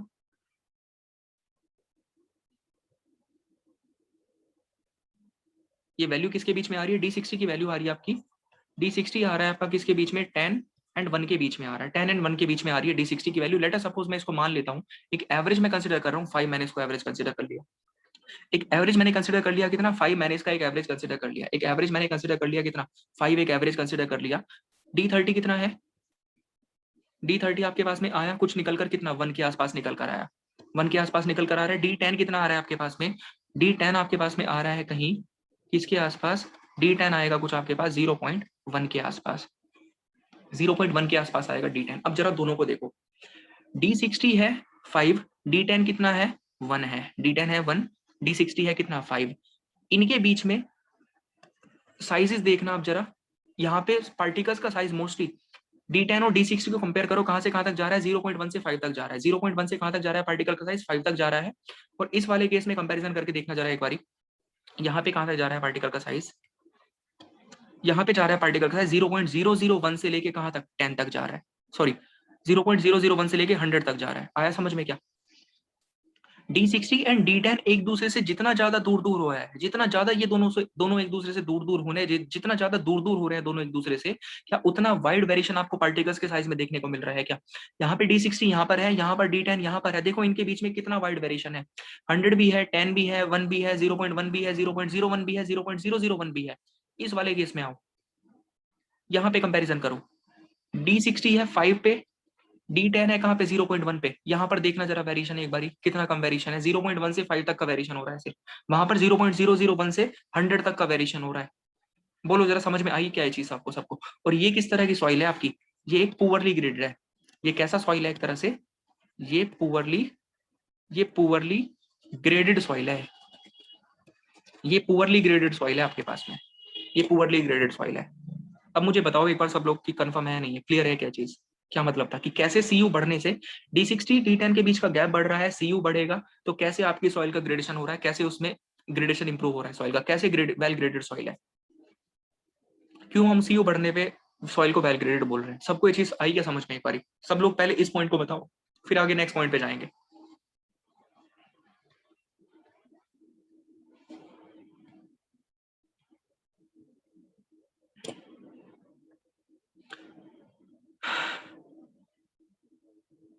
कि कैसे सीयू बढ़ने से सॉइल का ग्रेडेशन बढ़ रहा है, सीयू बढ़ता है सॉइल का ग्रेडेशन बढ़ रहा है, D60 D10 के बीच का गैप बढ़ रहा है, गैप बढ़ने से क्या हो रहा है, बीच में पार्टिकल्स के साइज का वेरिएशन बहुत ज्यादा आ रहा है, बहुत wide range of particle size आपको वहां पे देखने को मिल रहा है। आपने दूसरे केस में कंपैरिजन करा, दूसरे केस में पुअरली वाले में आपने क्या देखा, D60 और D10 लगभग पास पास ही है, D60 और D10 कहां पर है, पास पास ही है। अगर D60 D10 एक दूसरे के पास पास में ही है, इसका मतलब ये क्या है, वेरिएशन कम है। पहले वाले आपने केस में क्या देखा, पहले वाले केस में आपने ये देखा D60 और D10 एक दूसरे से बहुत दूर दूर है, बहुत दूर दूर है, मतलब सॉइल में क्या है, वाइड वेरिएशन आपको देखने को मिल रहा है पार्टिकल्स के साइज में। ये वाला जो डायग्राम था आपका, ये वाला जो डायग्राम है ना, ये किसके लिए डायग्राम है, ये कौन सी सॉइल के लिए, ये कौन सी सॉइल के लिए बना रखा है यहाँ पर, ये कौन सी सॉइल के लिए है, ये कौन सी सॉइल के लिए डायग्राम है, ये वेल ग्रेडेड के लिए डायग्राम है। ये किसके लिए डायग्राम है, ये डायग्राम है वेल ग्रेडेड का डायग्राम है, ये वेल ग्रेडेड का डायग्राम है, ये वेल ग्रेडेड का डायग्राम है, वेल ग्रेडेड। सो जितना ज्यादा CU-CC एक दूसरे से, सॉरी जितना ज्यादा D10 D60 एक दूसरे से दूर दूर होंगे, उतना ज्यादा वाइड वेरिएशन आपको समझ में आ रहा है। देखो तो यहाँ पे दिखाई दे रहा है क्या, D60 D10 दूर दूर होने का मतलब क्या है, CU बढ़ेगा, CU बढ़ेगा ना, यही तो मतलब है। D60 D10 दूर दूर होने का मतलब क्या है, CU बढ़ेगा। D60 D10 दूर दूर होने का मतलब क्या है, देखो जरा, D60 ये है 100, D10 कहाँ पर है, 0.01 पर है। वेरिएशन देख लो कितना वाइड आ रहा है बीच में, हर साइज के पार्टिकल्स आपको देखने को मिल रहे हैं, 0.01 0.1 0.1 0.1 10 100 हर साइज के पार्टिकल मिल रहे हैं। इस वाले केस में देखना D60 कहाँ पे है, 5 पे है, D60 कहाँ पर है, 5 पर है, D10 कहाँ पर है, 0.1 पर है। इनके बीच में देखो ना कितना कम गैप है, कितना कम वेरिएशन है, 0.1 से सिर्फ 5 तक है, वहां पर 0.001 से लेके 100 तक जा रहा है। अब मुझे एक बार बता दो सब लोग कि सबको ये पॉइंट समझ में आया नहीं आया, सभी को ये पॉइंट समझ में आ रहा है नहीं आ रहा है?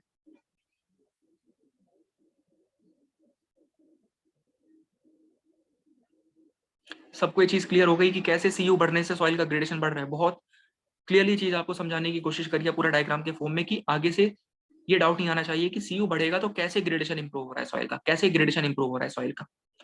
देखो यहाँ पे थोड़ा सा जस्ट ऐसा हो सकता है कि इसमें थोड़ा सा इतनी क्लैरिटी नहीं आ पा रही डायग्राम बनाने में, थोड़ा सा इतनी क्लैरिटी नहीं आ पा रही, बट हाँ समझ में आ जाए इस हिसाब का तो फिर भी बन ही रहा है। ये चीजें समझ में आ जाए इस हिसाब का तो फिर भी बन ही रहा है ना डायग्राम। की चीजें आपको दिखाई दे रही है, समझ में आ रही है, थोड़ा सा मैनेज करो इस टाइम पे। बाकी कॉन्सेप्ट को समझाने में बिल्कुल पूरी तरह से हर एक छोटे से छोटी चीज आपको सब बताई जा रही है कि कोई पॉइंट मिस नहीं होना चाहिए। ठीक है, चलिए नेक्स्ट।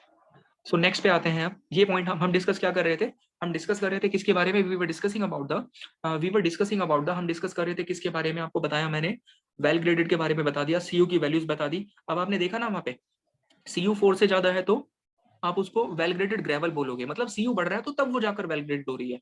सीयू सीयू 6 से ज्यादा है तो वेल ग्रेडेड सैंड बोलोगे। अब यहाँ पर आओ जरा दोबारा से, इस पे इस स्लाइड पर आओ दोबारा से, देखो इसको जरा उठाकर।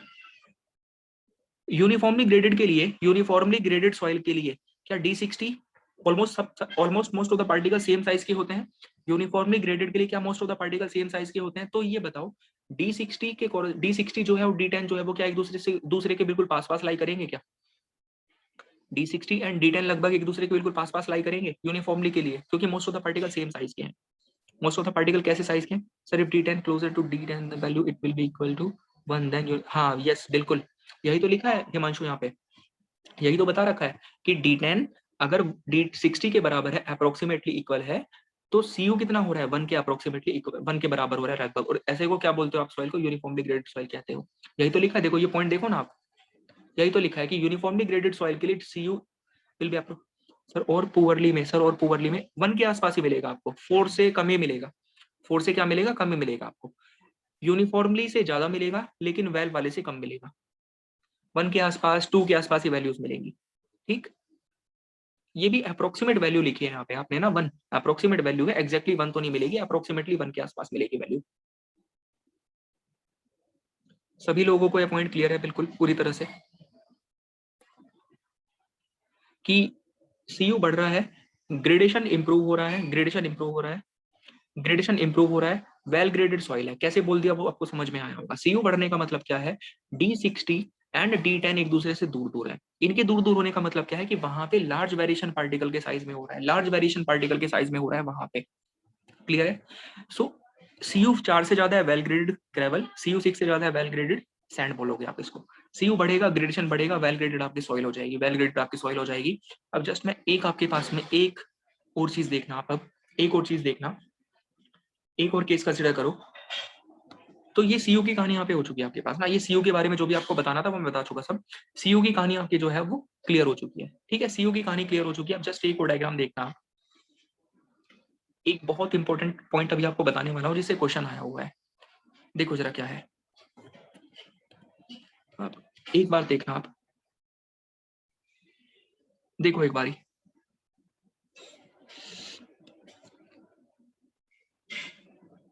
अरे यार ये क्या करें इसका,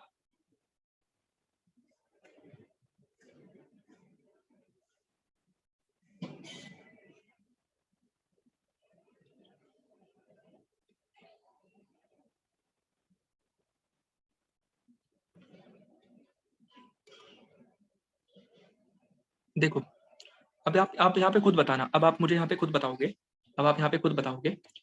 मैं यहाँ पे 2-3 कर्व बना रहा हूँ आपके पास में। एक तो कर्व मैंने ये बना दिया, एक तो ये कर्व बनाया आपके पास। ठीक है, ये कर्व 1 है,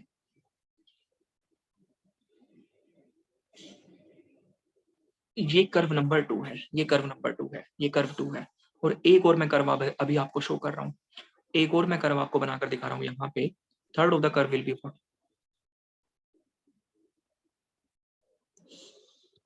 थर्ड कर्व देखिएगा अब आप।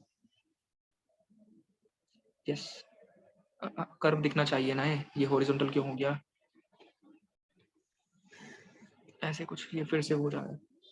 एक सेकंड, अभी नहीं होगा, ये सब होगा सर। अब देखो जरा कंपैरिजन करो इनका।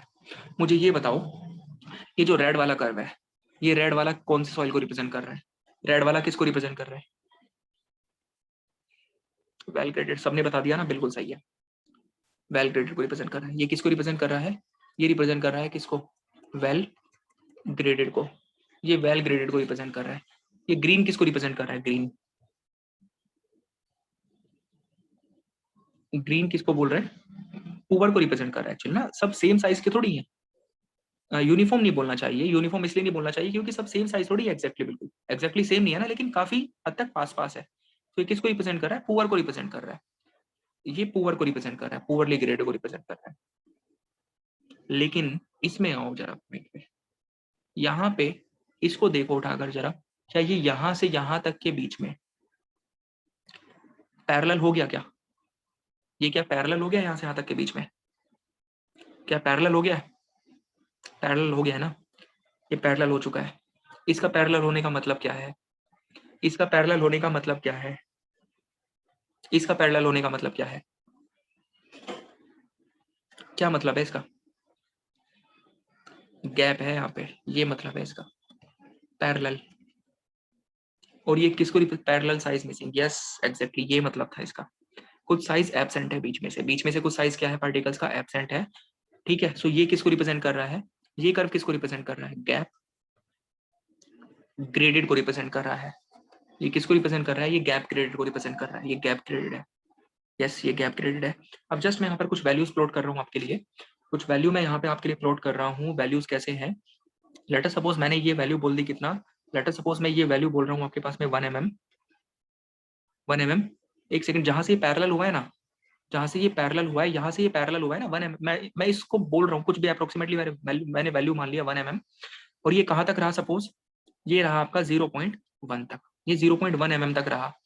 इधर क्या है आपका? एक्स एक्सिस पे, एक्स एक्सिस पे तो आपका वही साइज ऑफ पार्टिकल ही है ना, साइज ऑफ पार्टिकल ही है एक्स एक्सिस पे तो। एंड इधर वाई एक्सिस पर क्या है? परसेंटेज फाइनर है। सो इसका मुझे मतलब ये बताओ, 1 mm से लेके 0.1 mm के बीच में ये क्या है? पैरेलल है। इसका मतलब क्या है? इसका मतलब क्या है? इसका मीनिंग क्या है? ये पार्टिकल नहीं है, ये मीनिंग है इसका। इसका मतलब ये है कि 1 mm से लेके 0.1 mm के बीच के पार्टिकल्स इसमें से गायब है। इसका ये मीनिंग है, between this size particle is missing, yes 1 mm से लेके 0.1 mm के बीच के पार्टिकल इसमें से गायब है, ये मीनिंग इसका समझ में आता है। सो आपको पूरी कहानी क्लियर हो गई ना, कि जितना ज्यादा ये फैला हुआ होगा ना कर्व, जितना ज्यादा ये कर्व फैला हुआ होगा, जितना दूर दूर आपको दिखाई देगा। और यूनिफॉर्म का कर्व कैसा होगा? यूनिफॉर्म का कर्व तो बिल्कुल सीधा होगा, बिल्कुल सीधा होगा। एक्चुअली में तो परफेक्टली यूनिफॉर्म होता ही नहीं है। आप यूनिफॉर्म बोल रहे हो, हम यूनिफॉर्म का मतलब ये है कि उसमें काफी हद तक सेम साइज के पार्टिकल होंगे, पर एक्जैक्टली सेम नहीं होंगे उसमें। आप इस यूनिफॉर्मली वाले को और ज्यादा इसको फ्लैट कर दो, और ज्यादा इसको बिल्कुल वर्टिकल सा कर दो। पुअरली ग्रेडेड वाले को आप, पुअरली ग्रेडेड वाले कर्व को आप और ज्यादा वर्टिकल कर दो, आपको वो यूनिफॉर्मली में कन्वर्ट होता दिखाई देगा, वो आपको यूनिफॉर्मली में कन्वर्ट होता दिखाई देगा। क्लियर है भाई? यूनिफॉर्मली एक तरह से पुअरली ग्रेडेड का ही कैटेगरी है, यूनिफॉर्मली एक तरह से पुअरली ग्रेडेड की ही कैटेगरी है। ठीक है हिमांशु, यूनिफॉर्मली पुअरली ग्रेडेड की ही कैटेगरी है। पुअरली में कर्व आपका कितना कॉम्पैक्ट हो गया, कितना ज्यादा कॉम्पैक्ट ये कर्व हो चुका है। आप इसको बिल्कुल वर्टिकल सा ही कर दो, आप इसको वर्टिकल कर दो, वो पुअरली ग्रेडेड में कन्वर्ट हो जाएगा एक तरह से।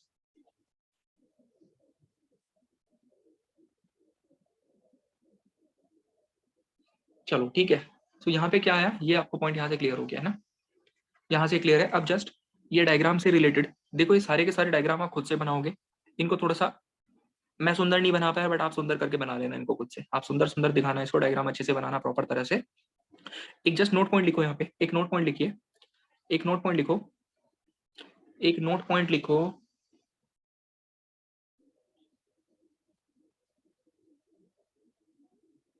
एक पॉइंट लिखो यहाँ पे, किसके लिए लिखना है यहाँ पे? इसमें जस्ट आप ये लिख लो कि, ये लिखो जरा, there is a horizontal line, there is a approximate horizontal line, देखो there is a approximate horizontal line, there is a approximate horizontal line between there is a approximate horizontal line between 1 mm. There is an approximate horizontal line between 1 mm and 0.1 mm. There is approximately a horizontal line. There is approximately a horizontal line between 1 mm and 0.1 mm in the curve. There is approximately a horizontal line between 1 mm and 0.1 mm in the curve of gap graded soil. In the curve of gap graded soil, there is approximately a horizontal line between 1 mm and 0.1 mm in the curve of gap graded soil. In the curve of gap graded soil, in the curve of gap graded soil, it shows that grain size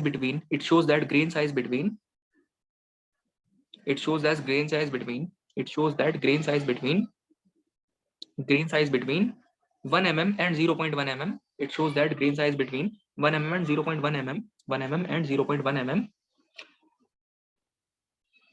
It shows that grain size between 1 mm and 0.1 mm are very low, approximately negligible. Are very low, approximately negligible. Are very low, approximately negligible. Negligible बोलने का मतलब नहीं है. Are very low, approximately negligible.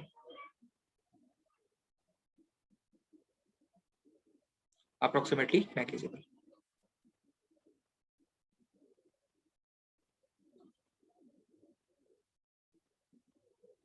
बताइए सभी को ये point clear है नहीं है? Sir please repeat after 1 mm and 0.1 mm. It shows that grain size between 0.1 mm and 1 mm are very low, approximately negligible. Are very low, approximately negligible. Are very low, approximately negligible. Are very low, approximately negligible. बोलो. Are very low, approximately negligible. सब लोग बता दीजिए एक बारी. ये सभी को क्लियर है पॉइंट? जितने भी पॉइंट अभी तक आपसे डिस्कस कर रहे हैं सारे के सारे क्लियर हैं. सो ग्रेडेशन के बारे में आपको आया समझ में कि वेल ग्रेडेड का मतलब क्या है, पुअरली का मतलब कैसे होगा, कर्व की हेल्प से आपने कैसे देखा इस चीज को. D60 D10 दूर दूर जाएंगे, सीयू बढ़ेगा, ग्रेडेशन इंप्रूव होगा. ठीक है. बट एक और पॉइंट आता है. अब यहाँ पे आपने जैसे समझ ही लिया इसको. लेट अस सपोज इस वाले मैंने केस को कंसिडर करा. D60 D10 से दूर है. D60 D10 से दूर है. D60 D10 से दूर है तो आप उसको वेल ग्रेडेड बोल रहे हो. बट एक और पॉसिबिलिटी तो हो सकती थी. एक और पॉसिबिलिटी होने का भी तो चांस था आपके पास में. क्या चांस था? चांस ये था कि लेट अस सपोज यहां पर आ रहा है कुछ D60, यहां पर आ रहा है कुछ D10, कुछ भी वैल्यू आ जाएंगे इनके कोरस्पॉन्डिंग. यहां पर आ रहा है D10. D60 एंड D10 दूर दूर तो है. D60 एंड D10 एक दूसरे से दूर दूर तो है. ठीक है, दूर दूर है, उसमें कोई डाउट नहीं है, दूर दूर है. लेकिन ये बताओ क्या ये वेल ग्रेडेड है? क्या ये तो गैप ग्रेडेड थी, ये तो गैप थी ना. D60 D10 दूर दूर तो है. D60 D10 यहाँ पे अगर आप देख रहे हो इस वाले कर्व में देखो, गैप वाले में, गैप ग्रेडेड वाले कर्व में देखो, D60 D10 एक दूसरे से दूर दूर तो है. अब आपको बताया था कि D60 D10 एक दूसरे से दूर दूर होने का मतलब होता है सीयू बढ़ना, वेल ग्रेडेड होना सॉइल का. लेकिन ये वेल ग्रेडेड थोड़ी निकल कर आ रही है. ये कैसे निकल कर आ रही है आपकी? ये तो गैप ग्रेडेड थी. ये गैप ग्रेडेड थी या नहीं थी? बोलो जरा. ये पॉइंट आया नहीं आया आपको समझ में? बताओ, आया क्या पॉइंट समझ में? ठीक है, तो यहाँ पे रिक्वायरमेंट आई एक और पैरामीटर को डिफाइन करने की. यहाँ पे रिक्वायरमेंट आई आपके पास में एक और पैरामीटर को डिफाइन करने की, and that parameter is called coefficient of curvature. That parameter is called as the coefficient of curvature. उसको क्या बोलते हो आप? कोफिशिएंट ऑफ कर्वेचर बोलते हो. सो D60 D10 दूर दूर है. आपने उसके बाद बोल दिया था वेल ग्रेडेड है, लेकिन उससे आप श्योर नहीं हो पाओगे कि वेल ग्रेडेड है या नहीं है. आपको सीसी भी चेक करके देखना पड़ेगा, कोफिशिएंट ऑफ कर्वेचर भी चेक करके देखना पड़ेगा. उसके बाद आप बोलोगे कि क्या सच में वेल ग्रेडेड है या नहीं है. क्योंकि चांसेस हैं कि सीयू तो ज्यादा आ जाए, लेकिन हो सकता है कि वो वेल ग्रेडेड, हो सकता है कि वो गैप ग्रेडेड रहे आपकी, हो सकता है कि वो गैप ग्रेडेड रहे. सो सीयू ज्यादा आ सकता है, लेकिन चांसेस बन जाएंगे क्या पता आपके पास वो गैप ग्रेडेड हो. ये भी तो पॉसिबिलिटी थी ना. तो आपको क्या करके देखना पड़ेगा? आपको एक दूसरा पैरामीटर चेक करके देखना पड़ेगा. एंड दैट सेकंड पैरामीटर जो अभी हम डिफाइन कर रहे हैं, that is very very important also. क्या है parameter? CC coefficient of curvature, coefficient of curvature है, बहुत इंपॉर्टेंट है, एमसीक्यूज में खूब क्वेश्चन आते हैं इससे। कोफिशिएंट ऑफ कर्वेचर, इसका फॉर्मूला लिख लो। सीसी होता है आपका, सीसी होता है आपका D30 का स्क्वायर, D30 का square divided by D60 into D10, ये फॉर्मूला होता है। अब D30 आप जानते हो, D60 भी आपको पता है, D10 भी आपको पता है, ये फॉर्मूला होता है। सो D60 square upon D30 square divided by D60 into D10, ये फॉर्मूला रहेगा। एंड यहाँ पे मैं लिख देता हूँ कि for well graded soil, for well graded soil, well graded soil के लिए जो सीसी होगा 1 से 3 के बीच में लाई करेगा। इंपॉर्टेंट वैल्यू है, याद रखना इसको, बहुत क्वेश्चन आते हैं इससे। For well graded soil CC value will be lying in the range of 1 से 3, 1 से 3 के बीच में इसकी वैल्यू क्या करेगी, लाई करेगी। सो अगर आपके पास में सीसी की वैल्यू लेस देन 1 आती है या फिर सीसी की वैल्यू मोर देन 3 निकल कर आ रही है, इसका मतलब क्या है, आपकी सॉइल कैसी थी, आपकी सॉइल थी गैप ग्रेडेड, आपकी सॉइल थी गैप ग्रेडेड, आपकी सॉइल थी। सो सीसी लेस देन 1 या फिर CC more than 3, it means that the soil was gap graded.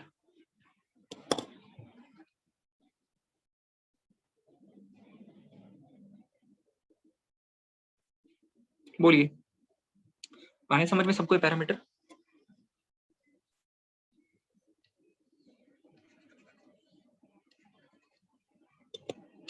Important parameter याद रखना, वैल्यूज बहुत इंपॉर्टेंट है, सारी की सारी वैल्यूज इंपॉर्टेंट है। सीसी आपका क्या है, 1 से 3 के बीच में लाई करेगा तो आप क्या बोलते हो, वेल ग्रेडेड सॉइल कहते हो। The soil will be well graded. CC 1 से कम है, 3 से ज्यादा है तो आप उसको गैप ग्रेडेड बोलोगे। यानी कि आपको अगर देखो जरा, अगर आपको बाई चांस क्वेश्चन के लिए, अगर आपको बाई चांस क्वेश्चन में अगर आपको सपोज करो सर सीसी से बस 2 ही टाइप क्लासीफाई होंगे, सीसी से बस 2 ही टाइप क्लासीफाई होंगे, जी बिल्कुल, वेल ग्रेडेड या फिर आपका गैप ग्रेडेड, बिल्कुल ठीक है। ये पैरामीटर आपने डिफाइन ही इसलिए करा है कि कहीं आपकी सॉइल गैप ग्रेडेड तो नहीं थी, इस चीज को जानने के लिए बस। तो यहाँ पे आपका क्या है, जस्ट अब क्वेश्चन के हिसाब से आओ जरा।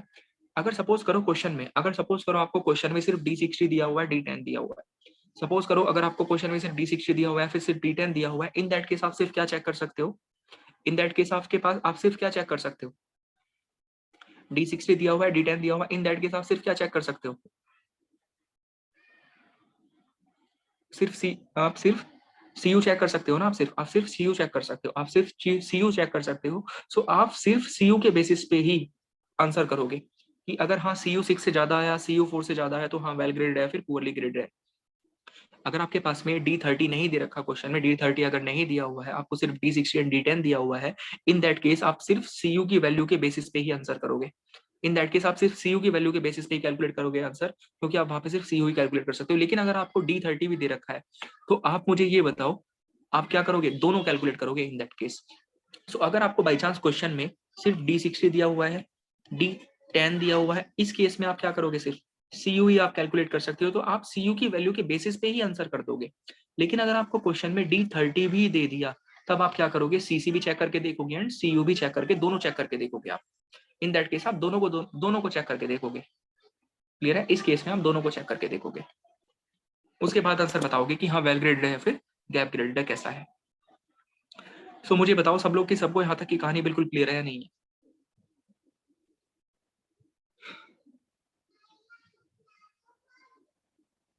क्लियर है, चलिए।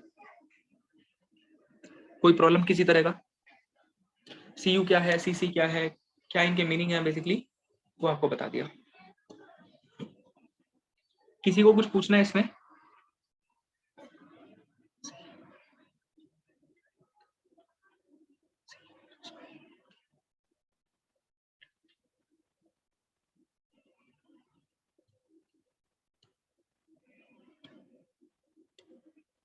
सर मतलब सीयू में जो सॉइल वेल ग्रेडेड आएगी, दैट कैन एक्चुअली भी, या हो सकता है, बिल्कुल हो सकता है, बिल्कुल हो सकता है, चांसेस है। हाँ पॉसिबिलिटी है, पॉसिबिलिटी है, लेकिन अगर सीसी के लिए कोई, अगर आपके पास इन्फॉर्मेशन नहीं है ना, अगर आपके पास सीसी के लिए कोई इन्फॉर्मेशन नहीं है तो आप सीयू के रिजल्ट को एक्चुअल मान लोगे। अगर आपके पास सीसी के लिए अगर आपके पास कोई डाटा नहीं है, अगर आपके पास D30 नहीं है तो आप सीयू के रिजल्ट को एक्चुअल मान लोगे। अब बताओ किसी को कुछ पूछना है इसमें, कुछ पूछना है किसी को?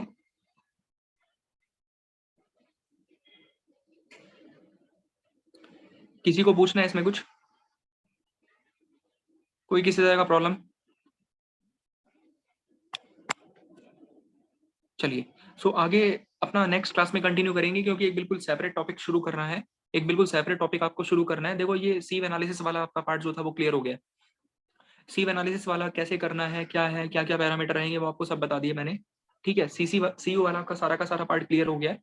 ठीक है, अब जो नेक्स्ट आपका है उसको अब बेसिकली आपको शुरू करना था फाइन ग्रेन सॉइल्स के लिए, बट थोड़ा सा टाइम बचा है, 10-15 मिनट का टाइम बचा है, इसमें मैंने उसको सही नहीं समझ रहा हूँ मैं उसको स्टार्ट करना, वो अब आपका शुरू करेंगे नेक्स्ट क्लास में। ठीक है, आगे फिर नेक्स्ट क्लास से शुरू करते हैं। ठीक, सो वेल ग्रेडेड क्या है, कैसे आप क्वेश्चन सोल्व करने हैं, कैसे सीयू निकालोगे, कैसे सीसी निकालोगे, all the things we have discussed. सारी चीजें आपसे डिस्कस करनी है। अब आपका फाइन ग्रेन सॉइल का पार्ट बचा हुआ है क्या, सेडिमेंटेशन वाला, उसको नेक्स्ट में शुरू करते हैं, नेक्स्ट क्लास में। ठीक है, सो किसी को कोई डाउट हो तो पूछ लो, बाकी फिर अपना नेक्स्ट क्लास में करते हैं कंटिन्यू। एंड कल का आपका ऑफ रहेगा। ठीक है, कल का आपका ऑफ रहेगा, कल आपका ऑफ रहेगा संडे में। ठीक, कल संडे में ऑफ रहेगा। तो ये बताओ, आपकी मेरे ख्याल से अभी 3 क्लासेस चल रही है ना? एक तो सोम चल रहा है आपका, एफएम भी चल रहा है एंड सॉइल भी चल रहा है। 3 क्लासेस चल रही हैं आपकी।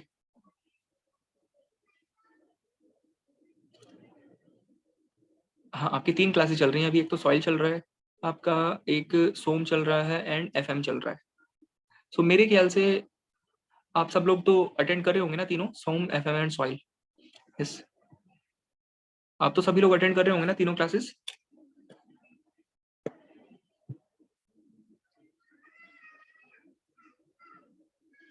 आप लोग अटेंड कर रहे हो तीनों क्लासेस?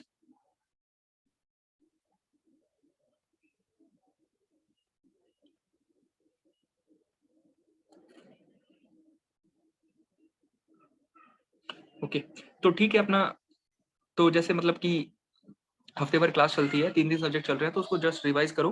कल संडे है, जितने भी आपके टॉपिक डिस्कस हुए हैं, जितने भी नोट्स हैं उनको रिवाइज करिए, उनके प्रॉब्लम डिस्कस करो, उनके क्वेश्चन अटेम्प्ट करो, उनके क्वेश्चन अटेम्प्ट करो। कुछ क्वेश्चन सेशन हम क्लास में भी करेंगे, उन कुछ क्वेश्चन सेशन होंगे जो जस्ट अभी और थोड़ा सा आपका पार्ट हो जाने दीजिए एक बारी कवर। जैसे जैसे आपके न्यूमेरिकल टॉपिक आते जाएंगे, अभी धीरे धीरे अब आपके न्यूमेरिकल टॉपिक आने शुरू हो रहे हैं, अब धीरे धीरे आपके न्यूमेरिकल टॉपिक आने शुरू हो रहे हैं, तो जैसे जैसे आपके न्यूमेरिकल टॉपिक आते जाएंगे, कुछ क्वेश्चन सेशन ऐसे होंगे जो हम क्लास में कंटिन्यू करेंगे, कुछ क्वेश्चन सेशन हम क्लास में रखेंगे। ठीक है, सो आज के लिए इतना रखते हैं। जस्ट आपके जो भी चीजें हो चुकी हैं उनको रिवाइज कर लो आराम से, उनके क्वेश्चन प्रैक्टिस करके देखो घर पे। कुछ आने वाले डेज में 2-4 दिन में कुछ क्वेश्चन सेशन अपने क्लास के लिए रखेंगे।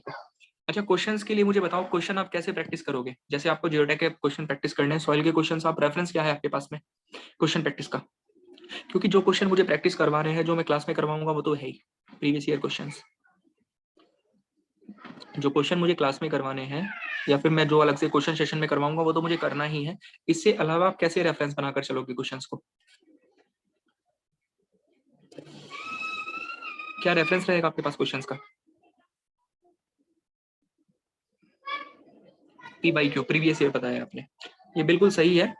सबसे पहली पॉइंट तो यही है कि आप अगर सॉइल में, मैं आपको बताऊं, देखो प्रीवियस ईयर सर, देखो आपको जस्ट ये समझना है कि कुछ सब्जेक्ट्स आपके इस तरह के हैं, कुछ सब्जेक्ट्स आपके इस तरह के हैं जिनमें अगर आप प्रीवियस ईयर भी पूरा कर लेते हो ना, दैट इज सफिशिएंट। सो मैं स्पेसिफिकली गेट स्टूडेंट्स के लिए बोल रहा हूँ, मैं स्पेसिफिकली गेट स्टूडेंट्स के लिए बोल रहा हूँ कि आपके गेट में सॉइल में प्रीवियस ईयर में इतने क्वेश्चन आ रखे हैं, इतने क्वेश्चन आ रखे हैं, अगर आप उनको प्रॉपर तरह से समझ जाते हो ना, उन कॉन्सेप्ट्स को जितने आपके प्रीवियस ईयर में आ रखे हैं, उनके लाइफ भी अगर आप कॉन्सेप्ट प्रॉपर तरह से समझ जाते हो और उन प्रीवियस ईयर्स को ही अगर आप 5-5, 6-6 बार प्रैक्टिस कर लोगे ना, तो आपके लिए मतलब बहुत सही रहेगा, बहुत सही रहेगा। बाकी कुछ क्वेश्चंस मैं आपसे क्लास में डिस्कस करूंगा, अच्छे अच्छे जो क्वेश्चंस होंगे, कुछ क्वेश्चन सेशन रखूंगा, उनमें बहुत अच्छे प्रॉब्लम आपसे डिस्कस करूंगा। इससे अलावा एक मोस्ट इंपॉर्टेंट रेफरेंस आपके लिए क्या है, प्रीवियस ईयर आपको सारा प्रैक्टिस करना है। और ये पॉइंट स्पेसिफिकली मैं गेट स्टूडेंट्स के लिए बोल रहा हूँ। प्रीवियस ईयर आपको सॉइल का 3-4-5 बार प्रैक्टिस कर लेना है, जरूर जरूर प्रैक्टिस कर लेना है, अदरवाइज दिक्कत रहेगी आपको। सो 3-4 बार उसको प्रैक्टिस करो, घर पे अपने प्रैक्टिस करो आराम से। कुछ डाउट आता है किसी क्वेश्चन में तो वो मेरे से पूछ लो। ठीक है, सो प्रीवियस ईयर आपको करते रहना है, वहां से प्रैक्टिस करो क्वेश्चंस को। ठीक, बाकी अपना चलो फिर आगे कल डिस्कस करते हैं, मतलब मंडे डिस्कस करते हैं फिर नेक्स्ट। ठीक, सो थैंक यू एवरीवन। कुछ पूछना है तो पूछ लो किसी को, बाकी फिर हम नेक्स्ट कंटिन्यू करते हैं आगे परसों। Thank you everyone.